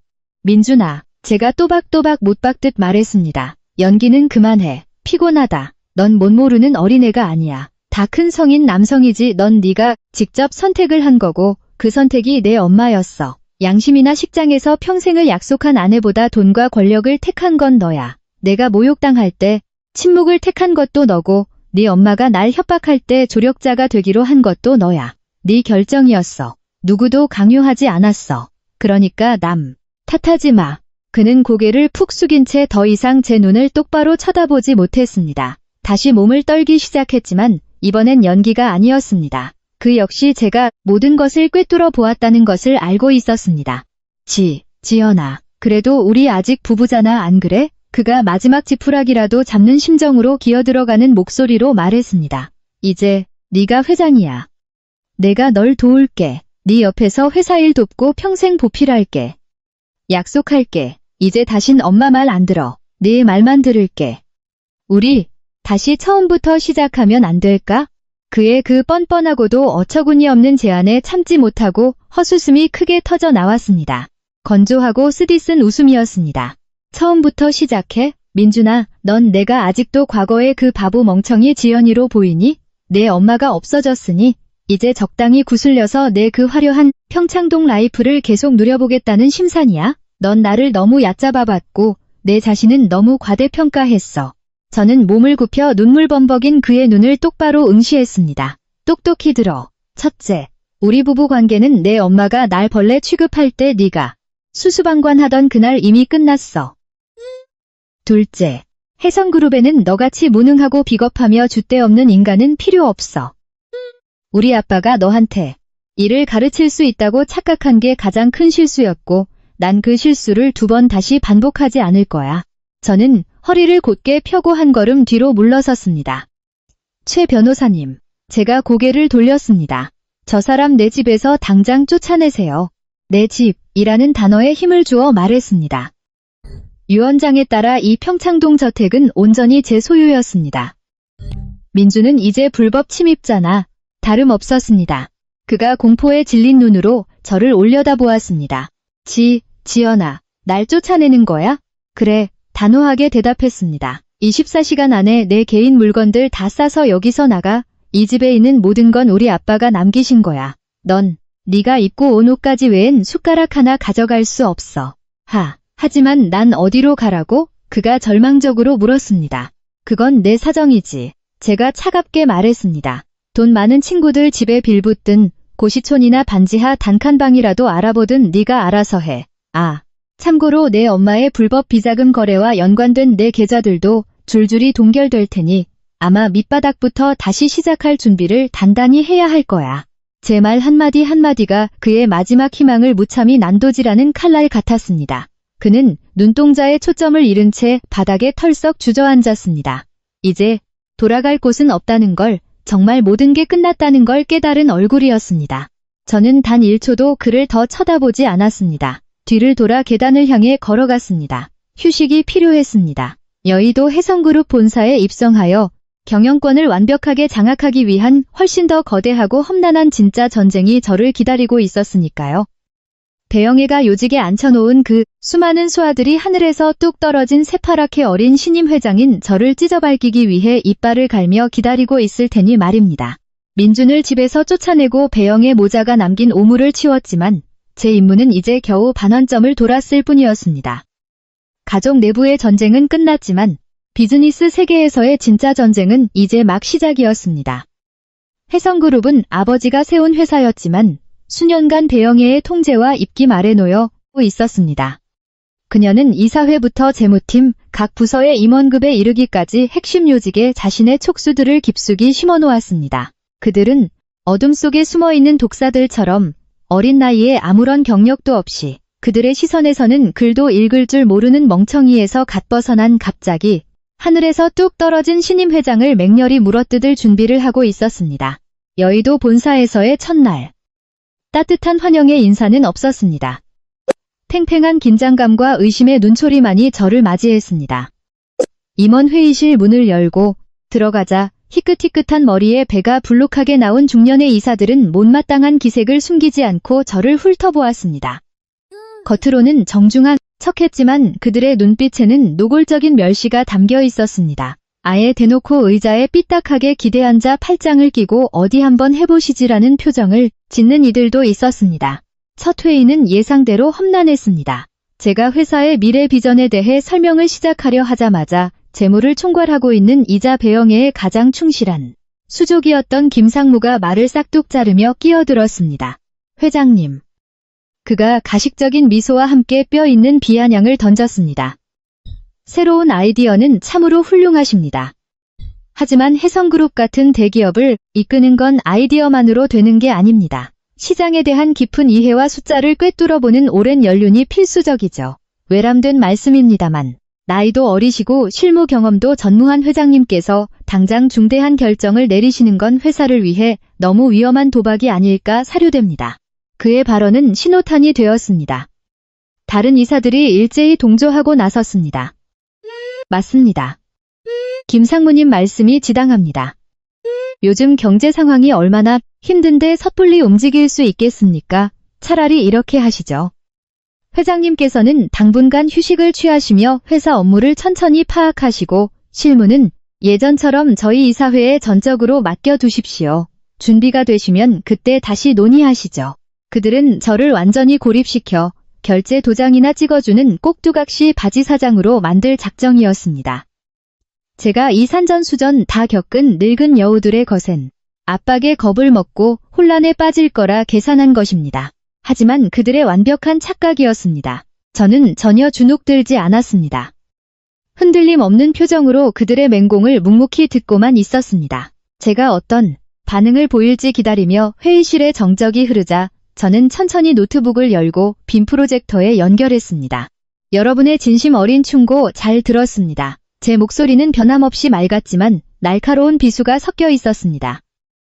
해성그룹을 이끌려면 숫자를 기반으로 시장을 깊이 이해해야 한다는데 전적으로 동의합니다. 그렇다면 우리 모두 그 숫자로 이야기해볼까요? 프로젝터 화면에 복잡한 재무제표와 꺾은 선 그래프들이 띄워졌습니다. 이것이 지난 분기 김 상무님께서 보고하신 재무보고서입니다. 제 손가락이 키보드 위를 빠르게 날아다니며 특정 수치들을 가리켰습니다. 보고서에 따르면 회사의 이익은 5%의 안정적인 성장세를 보였습니다. 하지만 저는 말을 멈추고 김상무의 눈을 정확히 꿰뚫어보며 쏘아붙였습니다. 현금 흐름표를 크로스체크해보면 명백한 이상 징후가 발견됩니다. 마케팅 및 협력사 관리 비용이 전년 동기 대비 30%나 폭등했는데 관련 프로젝트의 수익은 그에 비례해 전혀 오르지 않았습니다. 김 상무님, 저와 이사들 앞에서 이 50억 원이라는 엄청난 차액이 도대체 어디로 증발했는지 설명해 주실 수 있습니까? 김 상무의 얼굴이 하얗게 질렸습니다. 그가 당황하여 말을 더듬었습니다. 그건 시장의 인건비와 자재비 단가가 전반적으로 상승했기 때문입니다. 시장 단가 상승이요? 저는 차갑게 비웃었습니다. 제가 이미 국내 5대 서비스 공급업체들의 단가표를 직접 입수해 대조를 끝냈습니다. 그런 폭발적인 단가 상승은 존재하지 않았습니다. 혹시 이 막대한 자금이 누군가의 차명 계좌로 흘러들어간 건 아닐까요? 예를 들어 상무님 사모님 명의로 세워진 페이퍼 컴퍼니 같은 곳 말입니다. 회의실에 폭탄이 떨어진 듯 숨막히는 침묵이 내려앉았습니다. 김 상무는 입을 떡 벌린 채 이마에서 식은땀을 뚝뚝 흘리기 시작했습니다. 아무것도 모른다고 무시했던 새파란 여자애가 이토록 은밀하고 치명적인 정보를 손에 쥐고 있을 줄은 아무도 상상하지 못했을 것입니다. 저는 거기서 멈추지 않았습니다. 화면을 넘기며 숨통을 조이는 증거들을 연달아 터뜨렸습니다. 해성그룹에 막대한 손해를 끼치는 불공정 계약서들, 비자금을 조성하기 위해 고의로 지연시킨 프로젝트 내역, 능력도 없이 고위직의 낙하산으로 꽂힌 배영애의 라인들. 배영애가 수년간 눈 감아주며 은밀하게 키워왔던 회사의 모든 암덩어리와 썩은 환부들을 낱낱이 파헤쳐 백일화에 드러냈습니다. 저는 감정에 호소하거나 언성을 높이지 않았습니다. 오직 숫자와 논리, 명백한 물증이라는 언어로 그들을 압도했습니다. 제 입에서 쏟아지는 날선, 단어들은 뒤가 구린 이사들을 벌벌 떨게 만드는 비수와 같았습니다. 1시간 가까이 이어진 프레젠테이션을 마친 뒤 저는 회의실을 천천히 둘러보았습니다. 분위기는 완전히 역전되어 있었습니다. 저를 깔보고 의심하던 시선은 오대간대 없이 사라졌고 그 자리는 경악과 존경, 그리고 깊은 두려움으로 대체되었습니다. 그들은 이제 자신들 앞에 앉아있는 사람이 풋내겨 애송이가 아니라 진정한 리더라는 사실을 뼈저리게 깨달았습니다. 아버지 박태준 회장님보다 훨씬 더 날카롭고 무자비한 결단력을 가진 지배자라는 것을요. 오늘 이 시간부로 제가 크고 단호한 목소리로 선언했습니다. 저는 외부 전문가들로 구성된 독립적인 특별감사위원회를 출범시키겠습니다. 지난 5년간의 모든 재무 및 인사활동을 전수조사할 것입니다. 직책의 고하를 막론하고 해성그룹의 이익에 반하는 횡령이나 배임 행위가 적발될 경우 단 한 명의 예외도 없이 법적 책임을 묻겠습니다. 저는 사색이 된 김상무와 일당들을 차갑게 내려다보았습니다. 만약 본인이 해성그룹의 투명하고 효율적인 새로운 문화와 맞지 않는다고 생각하신다면 지금 당장 사직서를 제출하셔도 좋습니다. 생각할 시간은 딱 24시간 드리겠습니다. 내일 이 시간이 지나면 감사위원회가 가동될 것이고 다시 한번 강조하지만 그 누구도 예외나 선처는 없을 것입니다. 말을 마친 저는 노트북을 덮으며 자리에서 일어났습니다. 오늘 회의는 여기서 마칩니다. 저는 사형 선고를 받은 듯 하얗게 질린 얼굴들과 쥐죽은 듯한 정적을 뒤로 한 채 회의실을 나섰습니다. 거대한 숙청의 피바람이 불어올 것임을 직감했습니다. 그리고 이 태풍이 지나가고 나면 해성그룹은 모든 썩은 살을 도려내고 새롭게 태어나 아버지가 평생 꿈꾸셨던 그 어느 때보다 견고하고 위대한 기업이 될 것입니다. 해성그룹의 내부 숙청은 모두의 예상을 깨고 훨씬 더 빠르고 무자비하게 진행되었습니다.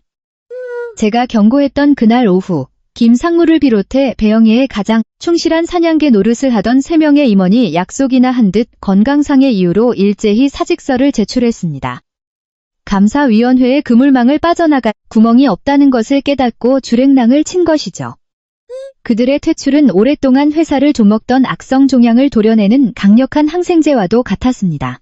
빈자리에는 빽이나 사내 정치에 밀려 만년 빛을 보지 못했던 진짜 실력자들을 대거 파격 승진시켰습니다. 회사는 단숨에 투명하고 공정한 분위기로 탈바꿈했고 새로운 활력이 돌기 시작했습니다. 불과 한 달 만에 가시적인 성과가 나타났습니다. 지연되던 프로젝트들이 재개되었고 굵직한 신규 계약이 성사되었으며 바닥을 치던 주주들의 신뢰도 빠르게 회복되었습니다. 회사를 정상 궤도로 올려놓기 위해 눈코 뜰 새 없이 바쁘게 지내는 동안 배영애 모자에 대한 소식도 간간히 들려왔습니다. 경찰에 구속된 배영애는 강요 및 공갈, 특수상해 미수 혐의로 강도 높은 조사를 받았습니다. 평창동에서 쫓겨난 민주는 완벽한 나락으로 떨어졌습니다.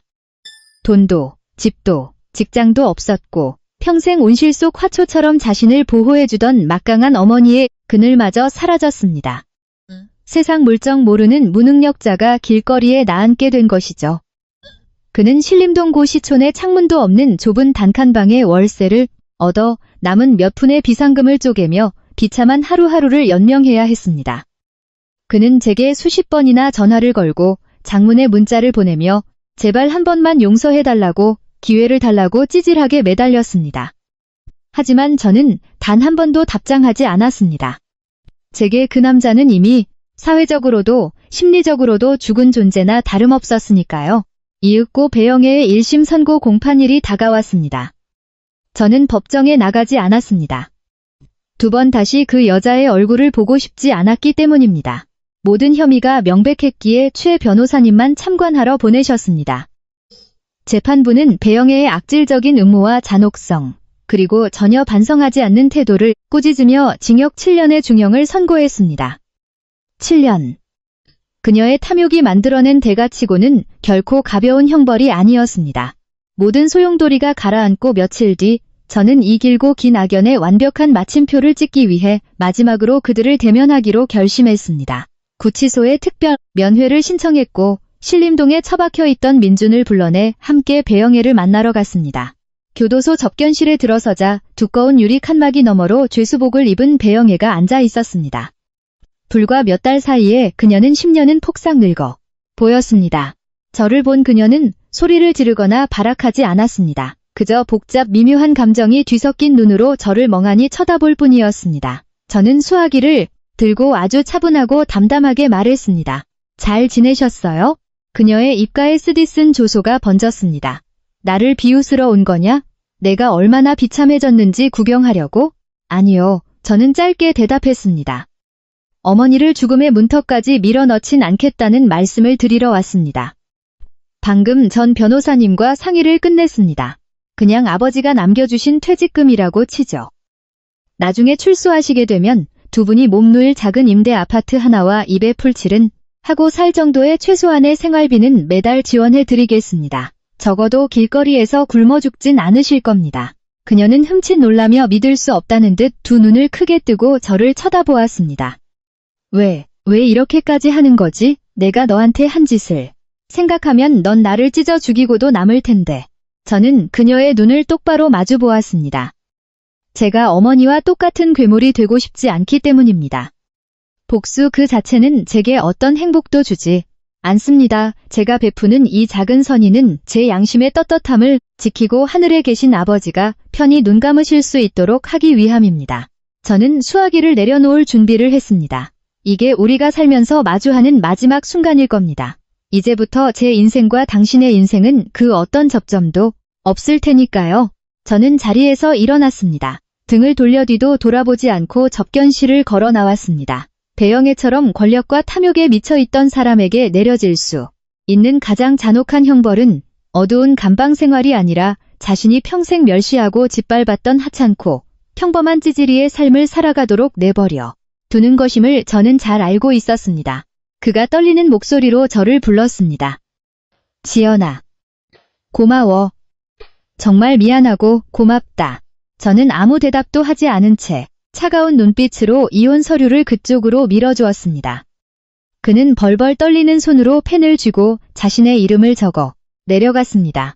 예전에 그 건방지고 자신감 넘치던 필체는 온데간데 없는 형편없이 찌그러진 서명이었습니다. 저 역시 서류에 서명하며 마침내 이 끔찍하고 기만적이었던 결혼 생활의 마침표를 찍었습니다. 명치 끝에 얹혀있던 마지막 무거운 돌덩어리가 치워지며 깊은 안도감이 밀려왔습니다. 이제 우리 사이에 빚은 없는 거야. 제가 일어서며 무심히 내뱉었습니다. 남은 인생 알아서 잘 살아라. 회의실을 나서려는 제 등 뒤로 그의 목소리가 들려왔습니다. 지연아, 우리 가끔 친구로라도 지내면 안 될까? 저는 발걸음을 멈췄지만 뒤돌아보진 않았습니다. 아니, 민준아, 우린 철저한 타인으로 살아가는 게 서로에게 가장 큰 축복일 거야. 저는 로펌문을 나섰고 그를 뼈저린 후회와 어두운 미래 속에 홀로 남겨두었습니다. 드디어 전쟁이 끝났습니다. 저는 적을 물리적으로 완전히 박살내서 이긴 것이 아니라 제 마음속의 선함과 용서를 잃지 않음으로써 진정한 승리를 거머쥐었습니다. 깊게 숨을 들이마셨습니다. 가슴이 날아갈 듯 가벼워졌습니다. 이제 모든 것이 끝났습니다. 음모, 거짓, 뼈를 깎는 고통들, 그 모든 것들이 과거라는 이름으로 등 뒤에 남겨졌습니다. 저는 아버지의 억울함을 풀었고 가문의 기업을 지켜냈으며 무엇보다 가장 중요한 진짜 박지연을 되찾았습니다. 앞으로 펼쳐질 제 앞길은 억지로 바보 연기를 해야 하는 좁고 답답한 연극 무대가 아니라 제가 스스로 개척하고 선택해 나갈 넓고 찬란한 대로였습니다. 그 후 몇 달 동안 저는 혜성그룹을 세계적인 기업으로 성장시키는 데 온 열정과 에너지를 쏟아부었습니다. 아니라 본연의 모습인 단호하고 명석하며 뛰어난 기업가로서의 기량을 마음껏 펼쳤습니다. 최고위 임원부터 갓 입사한 신입사원에 이르기까지 모든 직원이 저를 존경과 깊은 신뢰의 눈빛으로 우러러보았습니다.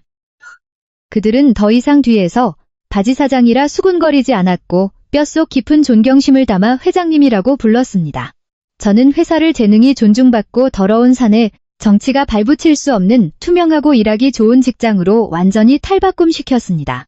또한 아버지의 이름을 딴 박태준 장학재단을 설립하여 가정 형편이 어려운 학생들의 학업을 지원하고 수술비가 없어 생명이 위태로운 소아, 심장병 환자들의 수술비를 전액 지원하는 사업을 시작했습니다. 제가 이룬 성공을 세상을 따뜻하게 만드는 데 나누고 싶었습니다. 아버지가 남기신 유산이 단순히 수조 원짜리 대기업으로 끝나는 것이 아니라 사회적 책임과 선한 영향력을 상징하는 위대한 이름으로 남기를 바랐기 때문입니다. 제 개인의 삶 역시 평화롭고 따뜻해졌습니다. 가장 캄캄했던 시절 제 곁을 지켜준 강 아주머니를 평창동 저택의 가사도우미가 아닌 가족처럼 모시고 보살폈습니다. 최 변호사님은 훌륭한 법률 고문이자 제가 평생 믿고 의지할 수 있는 삼촌 같은 든든한 친구로 남았습니다. 가끔 배영의 모자에 대한 소식이 들려오곤 했습니다. 그들은 낡고 허름한 임대 아파트에서 무채색처럼 조용히 살아가고 있다고 했습니다. 교도소를 다녀온 뒤 배영애는 그 특유의 도끼와 말수가 완전히 사라져버린 그저 기력 없는 노인이 되었습니다. 어느 늦은 오후 선선한 바람이 불고 낙엽이 하나둘 떨어지는 가을날. 저는 혼자 차를 몰고 분당 메모리얼 파크로 향했습니다. 하얀 대리석으로 깔끔하고 엄숙하게 단장된 아버지의 묘소 앞에 멈춰 섰습니다. 비석에는 인자한 미소와 날카로운 통찰력을 지녔던 아버지의 사진이 여전히 저를 내려다보고 있었습니다. 저는 아버지가 가장 좋아하셨던 하얀 국화꽃 다발을 조심스레 내려놓았습니다. 묘비 옆에 무릎을 꿇고 앉아 차가운 대리석을 조용히 쓰다듬었습니다. 바람이 불어오며 나무잎들이 스스슥 소리를 냈습니다. 마치 아득히 먼 곳에서 아버지가 다정하게 속삭이시는 것 같았습니다. 아빠, 조금 갈라진 목소리로 제가 입을 열었습니다. 지연이 왔어요. 하늘에선 잘 지내고 계시죠? 여기서 일어난 일들 다 지켜보셨을 거라. 믿어요. 아빠, 저 잘했죠? 눈물이 차올랐지만 저는 환하게 미소 지었습니다. 제가 해냈어요. 회사를 위기에서 건져냈고 예전보다 훨씬 더 크고 단단하게 키워냈어요. 아빠와의 약속, 지켜냈습니다. 아빠가 평생 피땀 흘려 일군 모든 것이 그 악마 같은 사람들 손에 넘어가는 걸 막아냈어요. 배영애는 자기가 저지른 죗값을 톡톡히 치르고 있어요. 전 잔인하게 복수하지 않았습니다. 그저 법과 인과응보가 그들을 심판하도록 내버려 두었어요. 아버지가 바로 제 옆에 앉아 제 이야기를 들으며 자랑스럽게 웃고 계신 것만 같았습니다. 이제 다 이해해요, 아빠. 아빠가 왜 그때 제게 그런 끔찍한 약속을 하라고 명하셨는지. 아빠는 제게 비즈니스를 가르쳐 주신 게 아니었어요. 진정한 인간이 되는 법, 강인하게 살아남는 법을 가르쳐 주신 거였어요. 인내하는 법, 불굴의 용기, 그리고 정의에 대한 흔들림 없는 믿음을요. 제 평생 가장 위대하고 소중한 가르침이었습니다. 모든 게 다 아빠 덕분이에요. 정말 감사합니다, 아빠.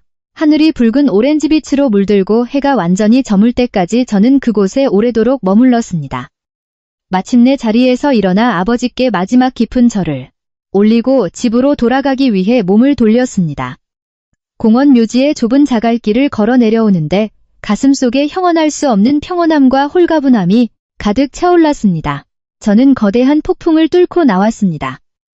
배신의 쓰라림과 살을 애는 듯한 고통도 맛보았습니다. 하지만 그 모든 시련을 이겨내고 저는 두 발로 굳건히 서 있습니다.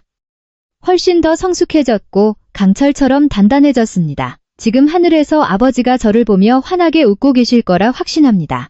아버지가 제게 남긴 가장 위대한 유산은 수십조 원의 기업이 아니었습니다.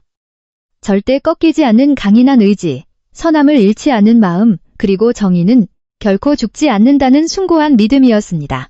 진정한 제 인생은 지금부터가 시작입니다. 한재가 온전히 운전대를 쥐고 나아가는 삶. 자유롭고 찬란한 빛으로 가득한 삶 말입니다. 라디오 DJ 클로징 멘트. 지연 씨의 사연을 들으며 아마 이 방송을 듣고 계신 청취자 여러분 모두 깊은 울림을 느끼셨을 거라 생각합니다. 진정한 강함이란 화려한 겉모습이나 오만한 말 속에 있는 것이 아닙니다. 그것은 어떤 비극과 시련 앞에서도 결코 무릎 꿇지 않는 인내와 지혜, 그리고 단단한 내면 속에 숨겨져 있는 법입니다.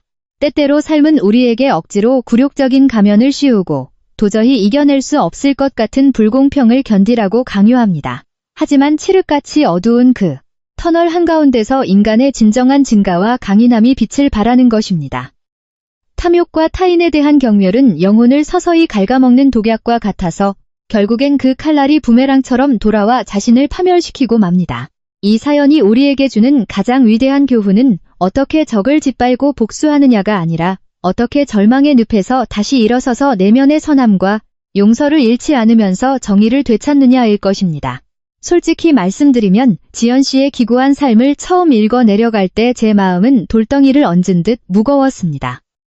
그 젊고 똑똑한 여성이 어떻게 그토록 잔인한 모욕을 견뎌냈는지 배영애의 조롱 섞인 말이 스피커를 통해 들려올 때면 저조차도 상처를 받는 듯 했습니다. 그리고 민준의 비겁한 침묵은 어쩌면 시어머니의 학대보다 더 끔찍한 폭력이었을지도 모릅니다. 그것은 방관자라는 이름의 공범이 저지른 가장 악랄한 범죄였으니까요. 사연 속 배영애는 단순한 탐욕스러운 계모 그 이상이었습니다. 그녀는 학벌이나 배경이 부족한 사람은 무시해도 된다는 그릇된 특권의식과 오만함의 상징이었습니다. 그리고 바로 그 오만함이 그녀를 파멸로 이끈 치명적인 맹점이었습니다. 스스로 적에게 자신을 찌를 완벽한 무기를 쥐어준 꼴이었죠. 지연 씨가 서류를 바꿔치기 하던 그 숨막히는 순간 제 심장도 미친 듯이 뛰었습니다. 정말 영리하고 통쾌한 완벽한 반격이었습니다. 어머니, 서명해 주셔서 감사합니다 라고 뱉은 그 한마디는 길고 길었던 거짓말의 연극을 끝내는 가장 완벽한 피날레였습니다. 정의가 실현되는 그 순간 짜릿한 카타르시스를 느꼈습니다. 하지만 이 이야기에서 제가 가장 존경하는 인물은 바로 돌아가신 박태준 회장님입니다. 그는 이 체스 게임의 진정한 마스터였습니다. 딸에게 남긴 유산은 돈이 아니라 1,000마일을 전진하기 위해 때로는 한 걸음 물러설 줄 알아야 한다는 인내와 지혜의 가르침이었습니다. 결말에 대해서도 많은 생각이 들었습니다. 지연 씨는 그 모자를 교도소에서 평생 썩게 만들거나 완전히 파멸시킬 수도 있었습니다. 하지만 그녀는 그렇게 하지 않았습니다. 최고의 복수는 상대를 박살내는 것이 아니라 상대를 살려둔 채 매일매일 자신이 얼마나 철저히 패배했는지 뼈저리게 느끼며 살아가게 만드는 것이니까요. 그것이야말로 평생 끝나지 않을 양심과 현실의 심판일 것입니다. 청취자 여러분은 어떻게 들으셨나요? 지연 씨가 상황을 통쾌하게 뒤집은 방식과 그녀가 선택한 결말에 대해 어떻게 생각하십니까? 과연 탐욕과 잔혹함에 대한 적절한 형벌이었다고 생각하시나요? 여러분의 생각과 의견을 댓글로 자유롭게 남겨주십시오. 오늘 밤 이 이야기가 여러분의 마음속에 깊은 여운을 남겼다면 좋아요와 공유, 그리고 채널 구독을 부탁드립니다. 앞으로도 삶의 깊은 지혜를 담은 이야기들로 찾아오겠습니다. 편안한 밤 되십시오. 끝까지 청취해주셔서 대단히 감사합니다.